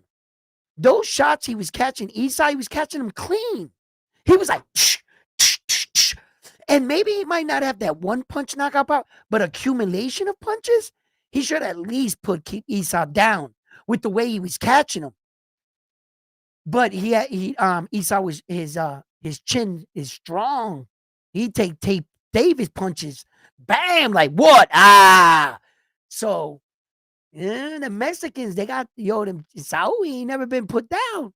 The Mexicans, they hard, they just tough. They can take an ass whooping, quoted by the famous Roger Mayweather. You know what I'm saying? He said, Mexican, he ain't doing anything special. He's just tough. He can take an ass whooping, right? Like that, So like that's what was missing. Was what you saw there was Lamont didn't have enough pop. So he's not gonna his power ain't gonna translate throughout the divisions. No. His skill was there. Like when you saw Tank Davis fight against Mario Barrio, you saw a more round, blimped up version of Tank, right? And the reason why I put Tank on the pound for pound list, he's not all the way up at the top, is because of shit like this. When you could come from 130, go all the way and counting into a factor how tall Tank is, right? When he went into that fight with Mario Barrio, yo, Tank Davis didn't skip a beat. Even when he was blimped up fat, he had no abs. He still was moving like Tank. His explosive, boom, off the burst was there. His power, there. And he rocked Mario Barrio. Referee had to save his ass. He's too tough for himself. You saw him staggering on the ropes, and referee grabbed him and hugged him. There's the difference. Tank's power went with him.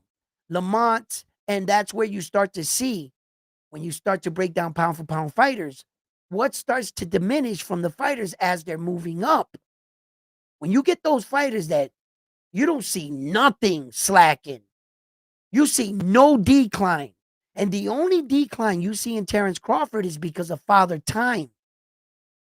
Because I believe if he could stay forever young, Terrence Crawford, he'd be too much of a problem. He'd be a problem, bro. Like, give me prime Terrence.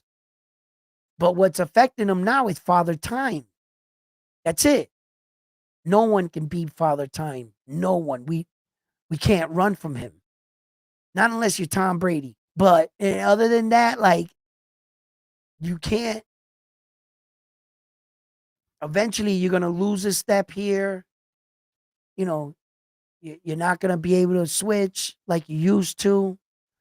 You got to choose a side, fight the round that way now, Terrence. He's not doing like the big bursts, but his experience in fighting in rings is higher with every fight. Yeah. Yeah, that's all.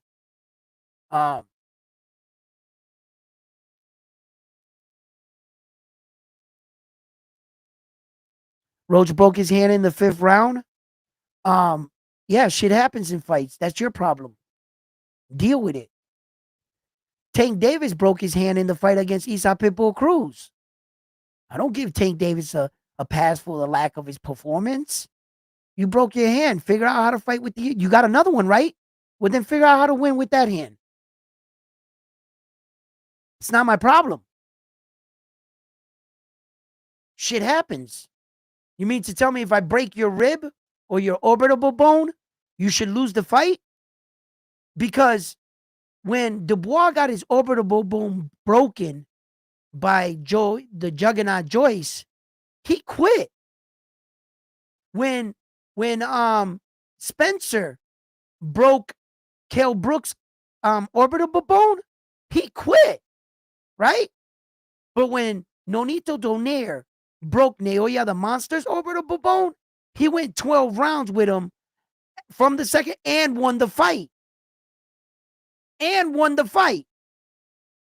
So, just because your hand broke, the fuck does that mean? Nothing. That's your problem. Figure out how to win. There's plenty of guys that had a one broken hand and won the fight. Do the same. Do the same. Because Dubois quit. Naoya Inoue didn't. Oh, by the way, Naoya Inoue also got his nose broken in that same fight. Still didn't quit. Still won the fight.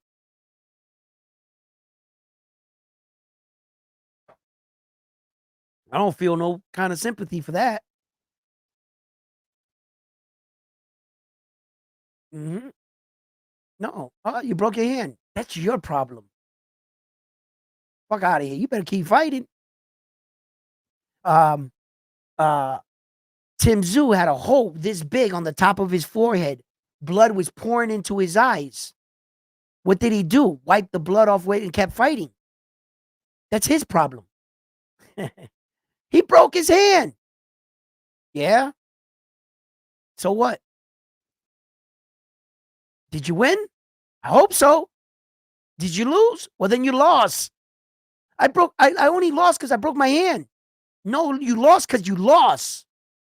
Stop making fucking excuses. Did your arm fall off? Because if it didn't fall off and it was actually on your body, then use it to block. So you could still use it. And you lost? It's on you. Nah, fuck that. If I break my hand on a fight, I just break my hand on a fight. I got to figure out something. I got to do something. But I've never popped my shoulder out in a fight, but I saw it a whole bunch of times. I saw a dude pop his shoulder out, go to the corner, pop it back in, come back and fight. I seen a dude pop his shoulder out and knock the guy out with one hand. I seen the dude pop his shoulder out his fight and quit. I seen the dude pop and, I can't no more. Different men react different for different situations. So I learned throughout my fighting experience, shit happens. You figure it out. If I can't give it to him like I wouldn't give it to him or vice versa, just my understanding of we're in a fight. You might break your hand. Figure it out.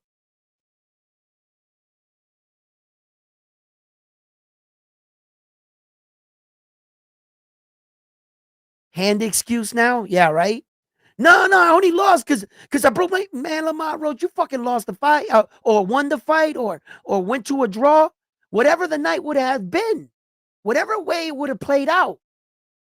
If he would have lost that fight, he would have said, I lost it because I broke my hand. If he won it, he would have been a warrior. Yo, I broke my hand and I still won the fight. Warrior. But when you lose, it's an excuse. But when you win, oh, it shows how tough he is. You can't have it both ways. Just don't pay attention to that. Don't let that excuse get brought into the conversation. See? That's why I don't allow it in. I shut it down real quick. He broke. You can't let these kind of things into the conversation. The decision was read. The verdict was the verdict. That's it. Not going to sit here and play semantics. Nah, we can't do that. I thought we were talking real boxing.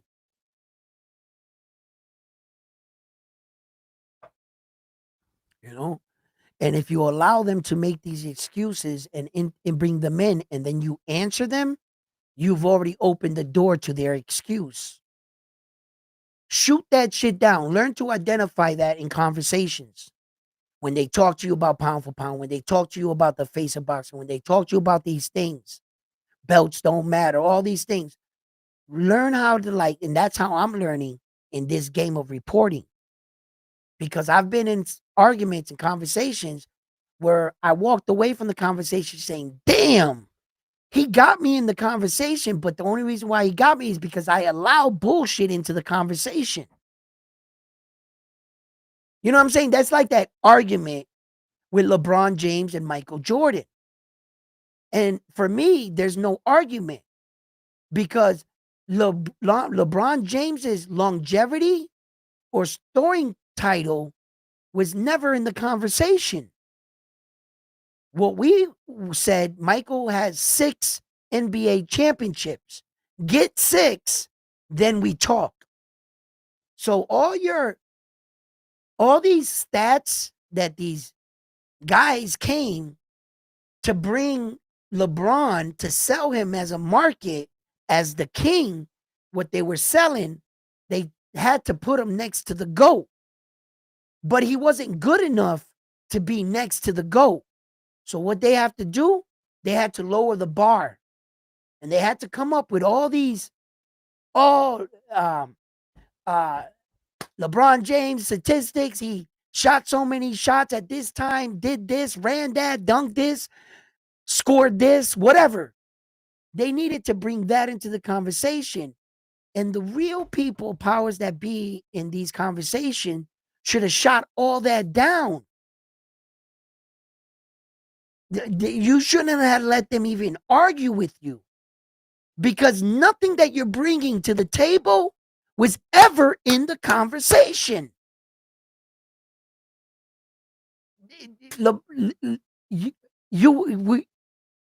You're not going to beat Michael until you get 6 rings. And when you finally get 6, you've only matched them. Now you get in the room and you're able to talk. But until you get 6, Kobe got 5. Right? You can't allow all this other bullshit in, because it's going to mess you up. Because now you're trying to like combat and everything they say. So that right there, sometimes you got to stay on topic. You got to talk about what's on the line. Don't move the goalposts. Don't allow them to move the goalposts on you. Because if you allow that shit, it just opens everything else up. So I had to learn that. Yeah, and I had to learn how to separate things from other things, because as a boxing fan, you're just going to drive yourself crazy. Nah, Terrence did this. He's the best. He's got to be the pound for pound. He's got to be. And you're no longer learning. In order, you gotta break this shit down, bro. You gotta be honest with yourself too. And if honesty brings you to this next thing I'm about to say, then be honest with yourself. If you can't break down your fighter because of the fact that you can tell that you will be biased because he's your favorite fighter, then don't even do it. Don't even do it. Just be honest with yourself. If you're too attached to that fighter, then don't waste your time. Because what are you going to do? Go against everything you believe? Or what you condition yourself to think? Is that the road you want to go? Go argue with yourself in a corner with a straitjacket.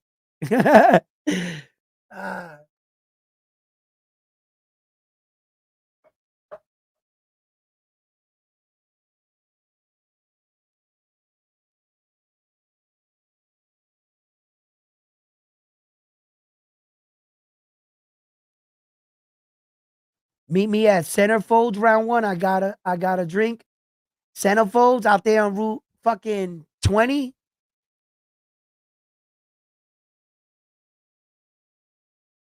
Is that place still open? Damn, I ain't heard that name, Centerfolds. My wife is gone shopping. But this is way before I met my wife, okay?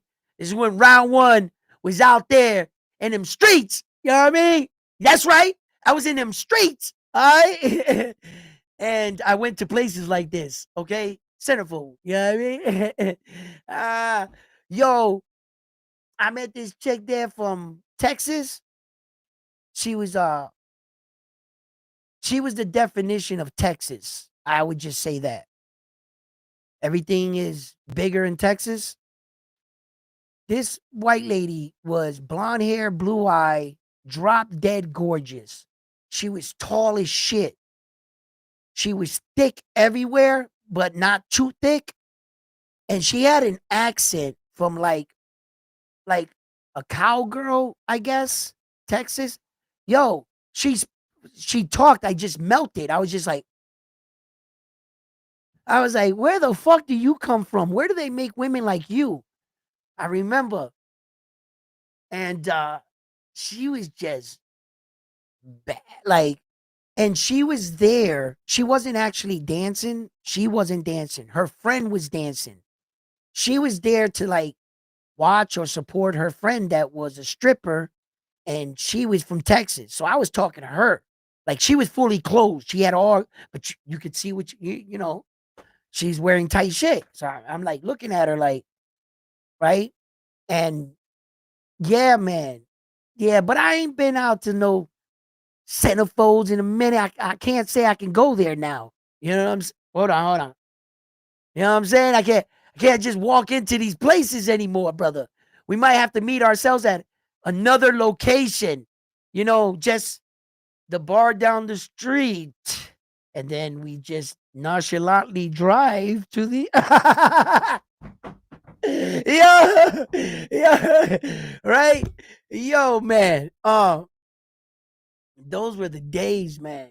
Uh, I remember I used to go in there in the morning and shit, like to eat steak and rice because they did sell food there, right? And in the morning, like in like the afternoon, like there's nobody in there. It's like all the chairs are up, people mopping and shit. But like I knew certain people, and I would go in there, sit down, have a plate, and I would get the girl. And you know, every day a girl changes, but I would have one of her dance on a table in front of me while I was eating, and I would just give her tips. It would just be a solo thing type shit. I did that a lot with Jeff because Jeff's, you know, anyway, you guys don't know these people. What the fuck am I talking like you guys know who these people are? Um, you know, because his wife was the one that was in there that she ran most of the finance. She did all that shit. So I would always like, and then I got cool with them and shit and for other reasons. And then that's what I would do. That's what I would do. I mean, that's no secret. My wife knew I did that, but she met me like that.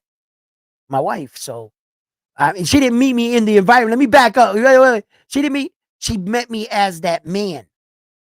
Is what I'm saying. When I met my wife, I was already that man. I don't know if she actually knew I did that or anything. I didn't bring her with me at the time, but I was him. I was that kind of guy at that time. Today, I'm this kind of guy. You know what I mean? Today, I don't need nothing else in this world. Just my beautiful honey. That's it. My wife. She's the best thing since sliced bread. And I'm not reading off of a thing. There's not a shotgun right here. No, I'm saying this at free will. I said it correctly? No. She's no, right? Nah, but yeah, that's funny. You bring that up. That's funny. Yeah, those days was good times, man. You know what I mean? Yeah.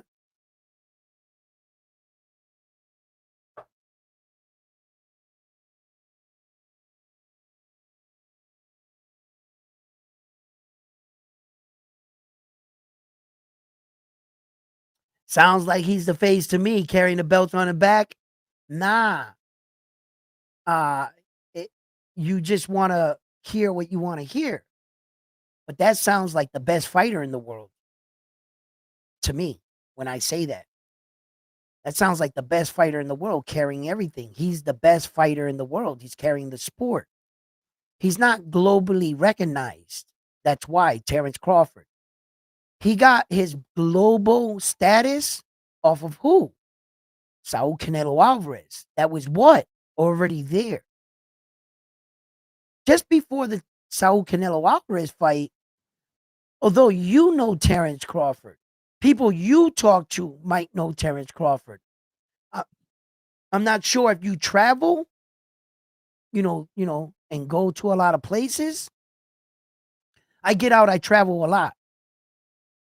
I can't tell you how many times, God honest truth, I've been in different cities and I would stop a random person. Hey, you know about boxing? I'm Round One Sports Talk. They're like, yeah, a little bit. And I'll say a fighter, or whatever, and I'll say Terrence Crawford. The amount of people that don't know who he is that I've met, it's like, wow, like, and then the same people, I'll say Jake Paul. Yeah, I know Jake Paul. I know Jake Paul. I'm like, "Yeah, you know who Jake Paul is, but you don't know who Terrence Crawford is." They're like, no, no. But I know Jake Paul and Tank Davis. That's celebrity status. That's the face of something. The face has to be recognized globally in order to sell or market what you're trying to get them to attract to. If you put up a face that globally is not recognized, they're going to be looking at it and they're going to walk right by. Because they don't know who Terrence Crawford is in Japan and in Mexico and fucking a lot of, and in New York and United States. He might be popular in Omaha. And now he's hot because of what he just did with Saul. So he just opened the door. Terrence just cracked the door of star status. He's not a global icon where Terrence couldn't walk down the street. If Terrence Crawford came here to Boston and he went shopping in a store and he came out, there's a possibility he would walk around for hours without anybody knowing who he is. First of all, you're not in the right place. Those rich people in Boston don't watch boxing, so they definitely don't know who you are. You would have to move down the street a little, Terrence. Then people's going to recognize you. Then you might start to get a little crowd, maybe. But your crowd will be maybe, I'm going to be fair with maybe 100 people. I'll give them 100 people. I'll give them maybe 100 people. I would hope so that 100 people would mob the champion, right? But I'm not sure like that. I'm not sure about that. But apparently fucking Saul does it. There's going to be hundreds and hundreds of people. You fucking take Saul and let him walk out in LA. He's not doing it. He can't do it. Have Saul walk, anywhere. You ain't doing it. Saul come out of New York, he gonna get mobbed. They gonna know, they gonna pick up on who Saul is. There's gonna be a huge crowd in a minute. He's not gonna do no Michael Jackson shit. No, that was different. That's different. I actually was there in New York City when I saw Michael Jackson come through. Yes. I seen Michael shut down New York City. That's a different atmosphere. There were people trampling themselves over each other just to get a look at him. Like, literally, there was people just dancing on the sidewalks, drawing art. You know, New York City, everybody was doing just 5 minutes ago. And everybody fucking ran right over that shit.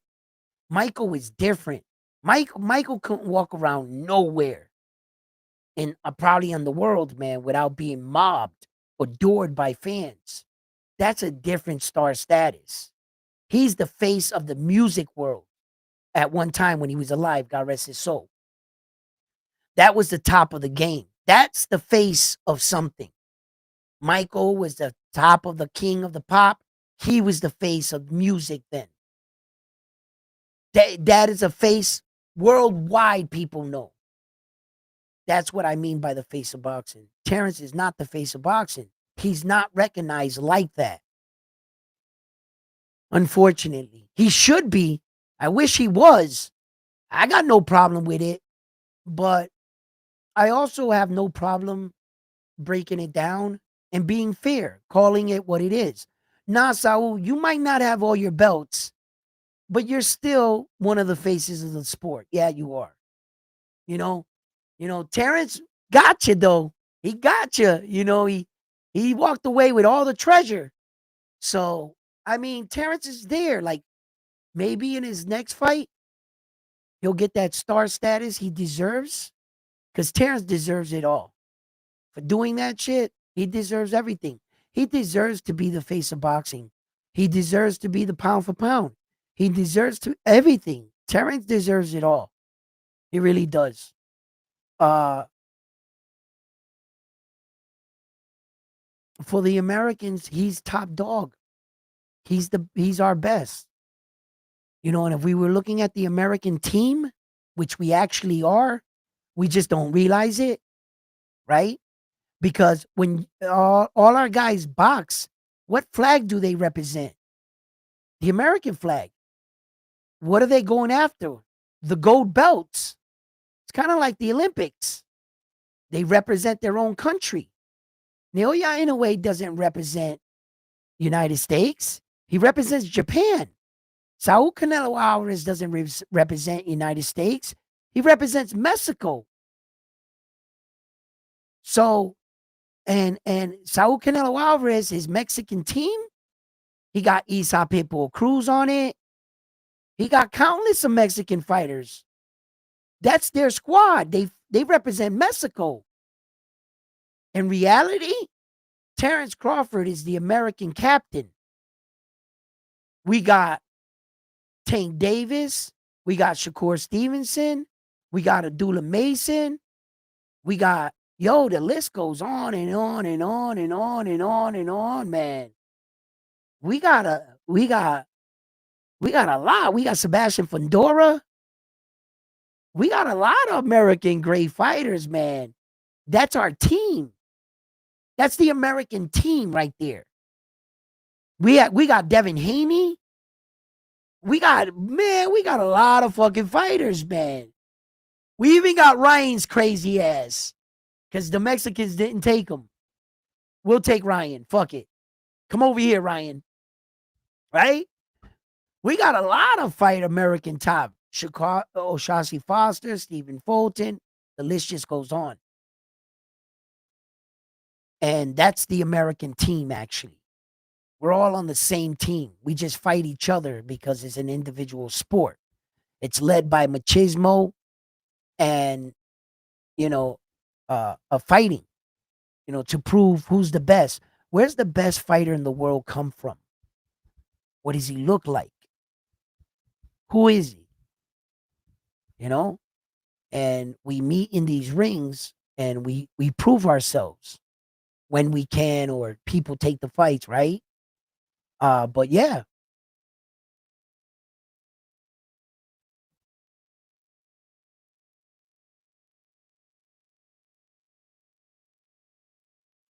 What's up? Golden State, Puerto Rico?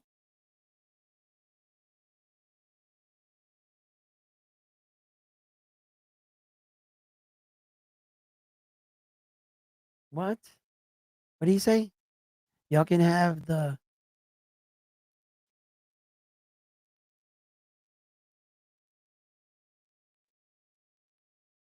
good point. Good point.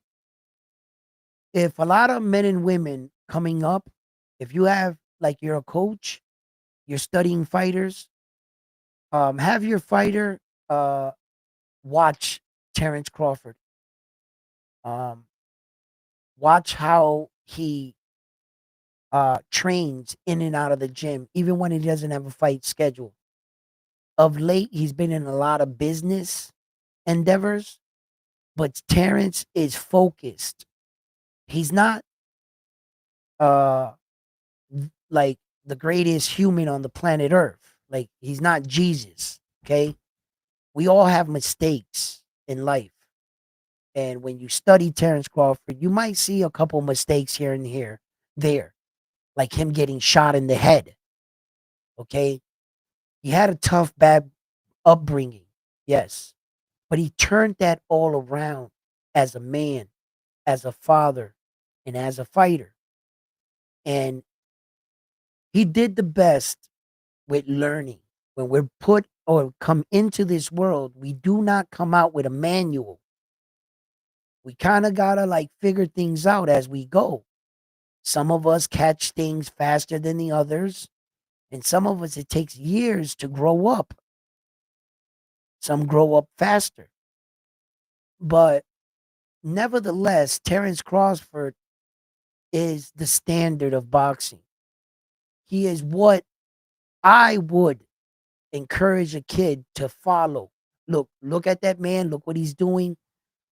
Mirror yourself after hard work and showcase what he does in the gyms, and what he gave back to boxing. He went out to Africa, Terrence gets back to boxing, he's not only taking from the sport. Now, this business decision with him and the WBC, that's your business, Terrence Crawford. That's just Terrence Crawford doing Terrence Crawford shit. That's all I have to say about that. He's the champion. He'll figure that shit out. All I'm asking, Terrence, don't allow them to try to strip your record. 3 divisions, all 4 belts. That's a done deal, bro. That's it. The Americans have that record. That's it. If you want to strip them for the belt, strip them for the belt. This money thing, y'all work that shit out. The only thing I'm worried about, the only thing I will fight tooth and nail for is that damn record. I'm sorry. He beat Canelo. He did it. 3 divisions, all 4 belts. Now, if there's a possibility they can take that away from him, I would beg Terrence Crawford just to pay the fine, get past this fight, and just tax them on the next one and get your money back. That's it. Don't allow them to play with your record. Okay? There were many powerful men in this world that thought that they were going to challenge the powers that be. And they lost horribly. And the powers that be is like, we made you, we can break you. We made you who you are, Terrence Crawford. Without the belts in there, you don't become 3 division, all 4 belts. And you don't go in history with that status. I saw a lot of powerful people go up against the powers that be, and the powers that be had to remind them. They had to push them off that high horse. Just like they gave you everything, the world stage, the belts, they can take it all away. They really can. And you can sit there as the fans and say, I don't care if they take it away, because we, the people, we know what we saw. We know what it is. Well, in 100 years, when you're dead and gone, and there's no more we, the people, it's going to be what's written in the record books.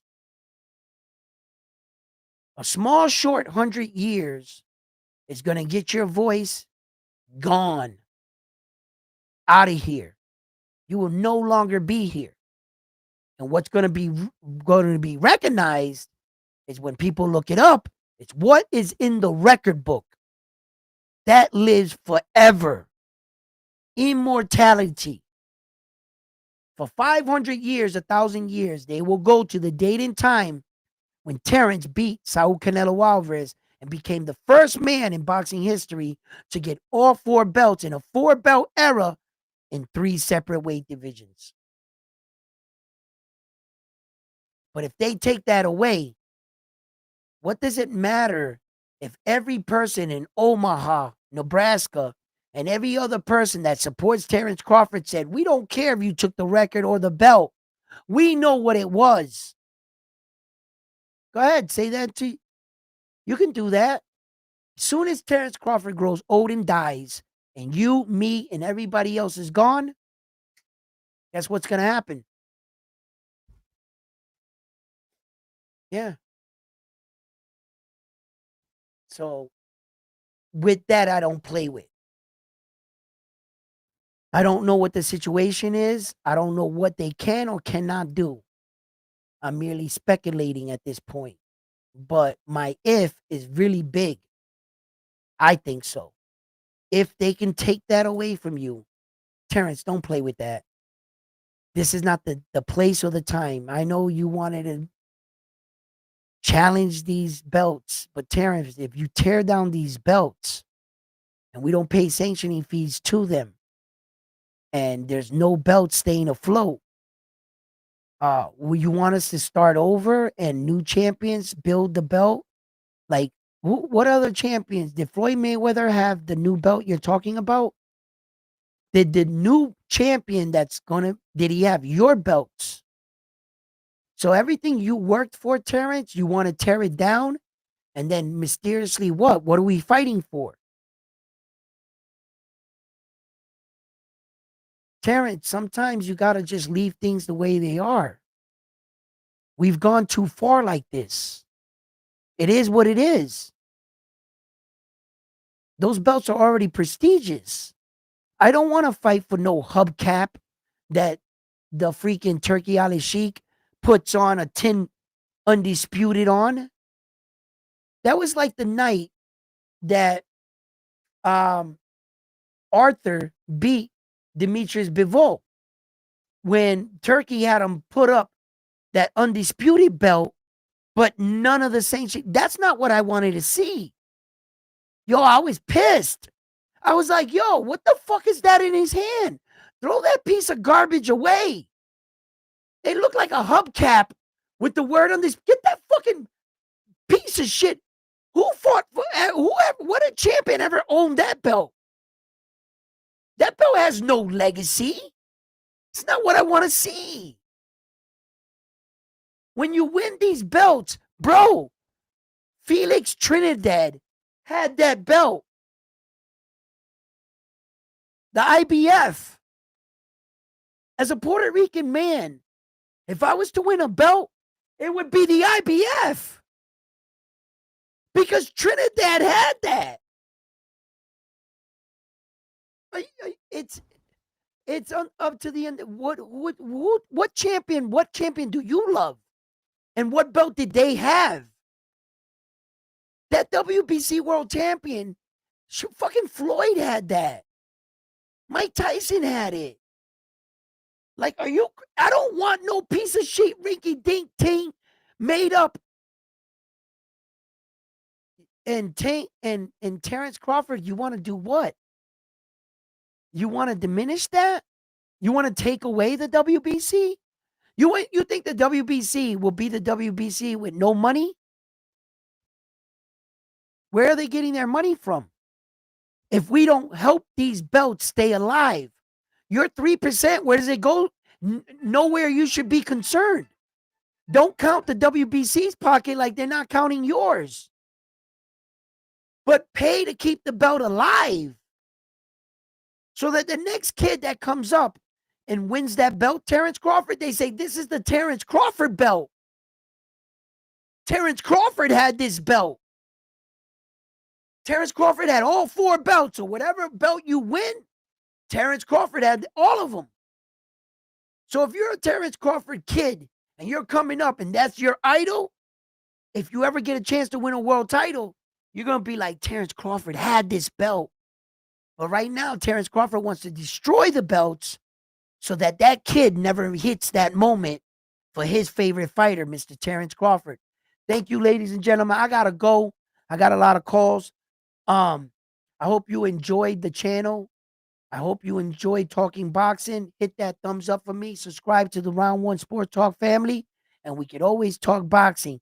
Have a nice day, guys. Let me read. Do you hear the shit now? What's going on now?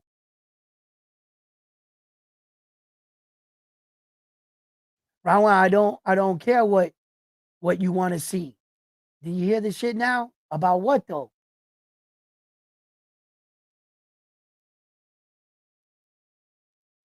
Shit talk don't work no more. Bud got kids and a career. His name, he didn't need you or Canelo or the WBC can't stop that. I don't understand what you're saying actually. But I understand rules and penalties in life. There are certain things you can't do. If you think you're gonna out hustle me or swindle me for something, I'm gonna spin the block. I'm gonna come back and I'm gonna get you. Because if you think you can do a fast one and just say, aha, I pulled the wool over your eyes, and these people not do nothing about it, well, that would be up to them. But if the WBC wants to make a stink and bring this to court or whatever, maybe the WBC might have fucked up. And Terrence realized it. In moral fate, does it make it right? Right? So that's up to you. If you want to slide out on the bill, eat the food at the restaurant, and then get up and say that your food sucks just to slide out from paying that bill, then who's the piece of shit here? You're just trying to get a free meal and then but laugh about it.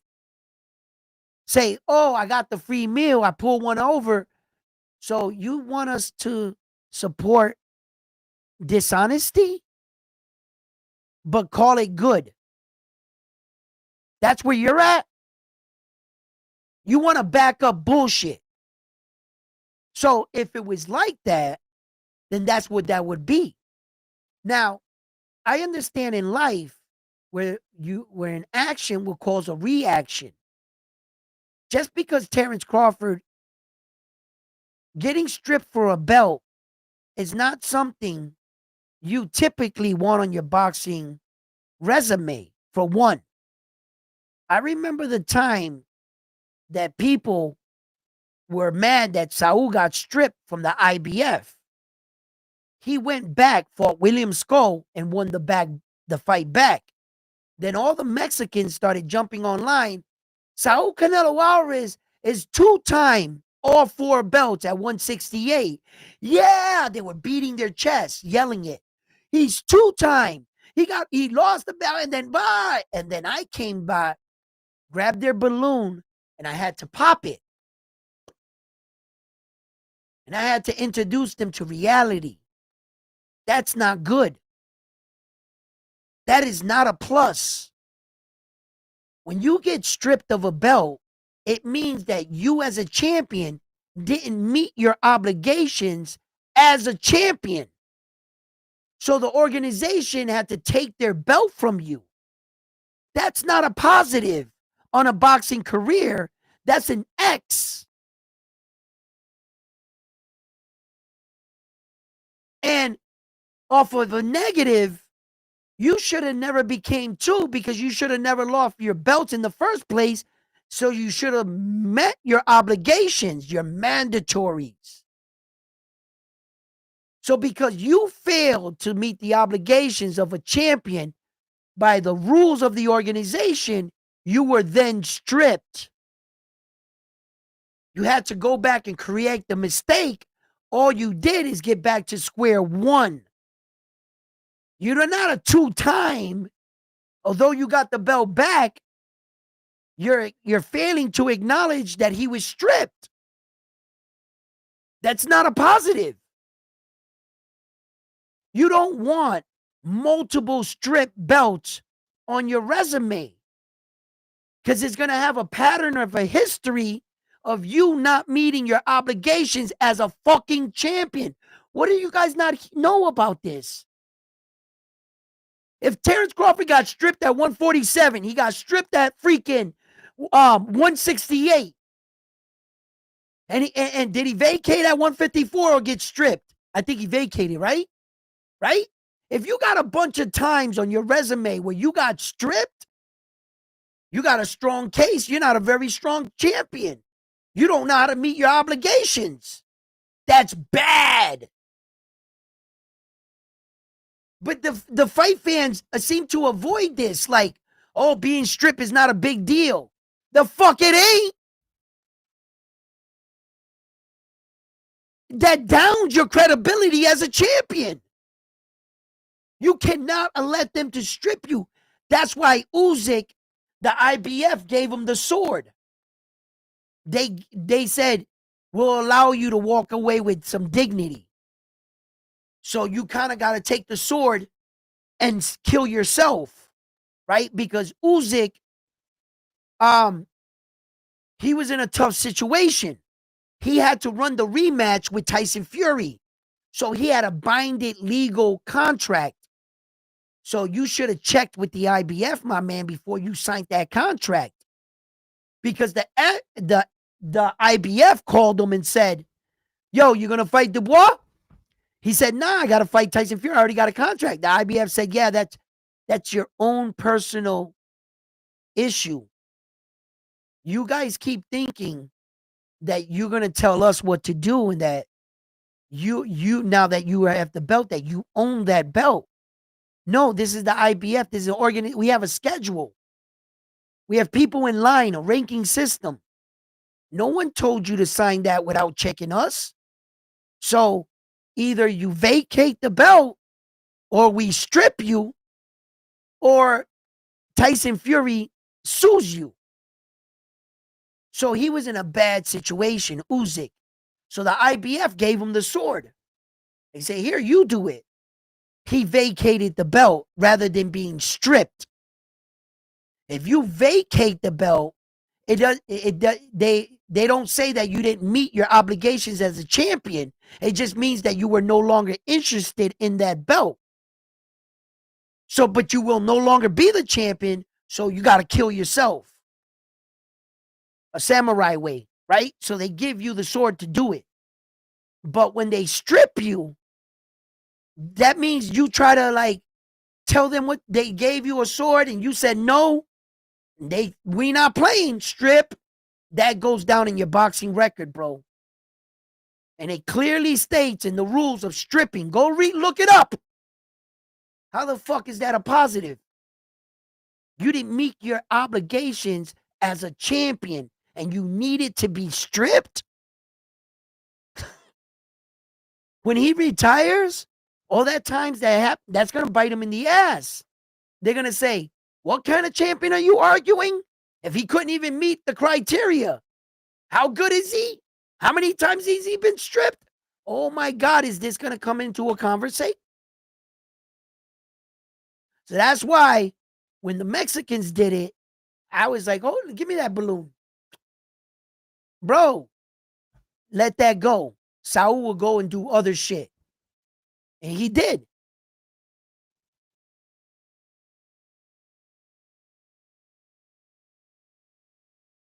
He told you he didn't want that belt. He want the turkey belt. Bro, if you don't stop,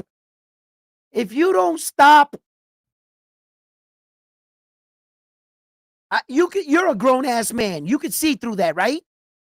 You can process information, my dude. I know it. You're a smart dude. I've been talking to you on the chat. All right?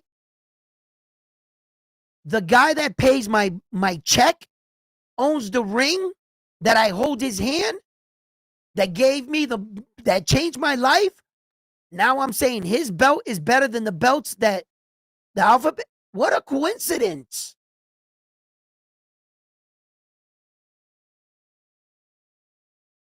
Now their belt is better than all the belts because he says it. Oh, okay. The Ringside magazine is the best belt because you don't want to pay sanctioning fees neither. Oh, okay. Sounds good. Your Ringside magazine to present day today in its entire existence throughout boxing has never, and I repeat, never been a world champion. Your Lineal belt is shit. Your Ring magazine is shit. Why? In a 3-belt era, did they ever say it was a 4-belt era because of the Ring and the Lineal? Did they ever count it? Right now, do they announce Saul Canelo Alvarez in the ring as the 4-belt era or the 6-belt era? Do they say 6 belts? Do they say 5-belt era? No, they say a 4-belt era. And since the Ring and the Lineal is not fair for every boxer, not every boxer can compete for it. That means you can't fairly win it. You either have to be in a certain situation, the number 1, the number 2, to prove what? That you're the toughest or the best? Right? So it has history, legacy, but it's never been a belt. And all of a sudden, Terrence Crawford says, that's the real belt. Was it the real belt when Oscar De La Hoya owned it? Or was it the real belt when Turkey owned it? At what point did it become a real belt? Because when Oscar De La Hoya owned it, I thought you guys were saying that it was a racist belt and that only Mexican fighters got it. I'm a little confused. So at what point did it become a real belt? To solidify your bullshit, And what Terrence Crawford said, you're going to have to say the whole time. And the whole time, just name me one time that you've ever watched a boxing match where that the Ringside Magazine belt was on the line by itself. Did you ever pay to see a fight and the Ringside Magazine belt was hosting the night? When have you ever watched that? When have you ever just watched someone fight for the ring?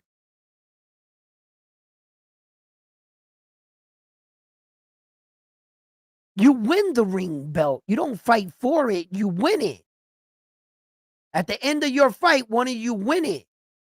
You don't put it on the line. It only goes on the line when it's attached to the rest of the belts. The rest of the belts got to be in the equation.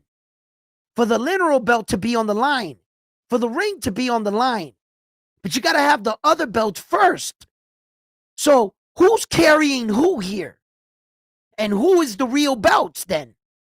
If your belt can't hold the night, your belt is never on the line. And your belt, you have to have stipulations to fight for your belt. This is all the Ringside Magazine. And without our belts, your belt doesn't exist. So tell me again, Terrence Crawford, how the ring is better? Tell me again. Yeah, not everybody in this planet is stupid. Not every in the planet just goes by what you say out of word of mouth. I'll question things. And I will, oh really, Terrence? Well said from the guy that's paying your check. He owns that belt. Oh, you're just at work. Oh, I see what's going on. All right, fight fans. Peace.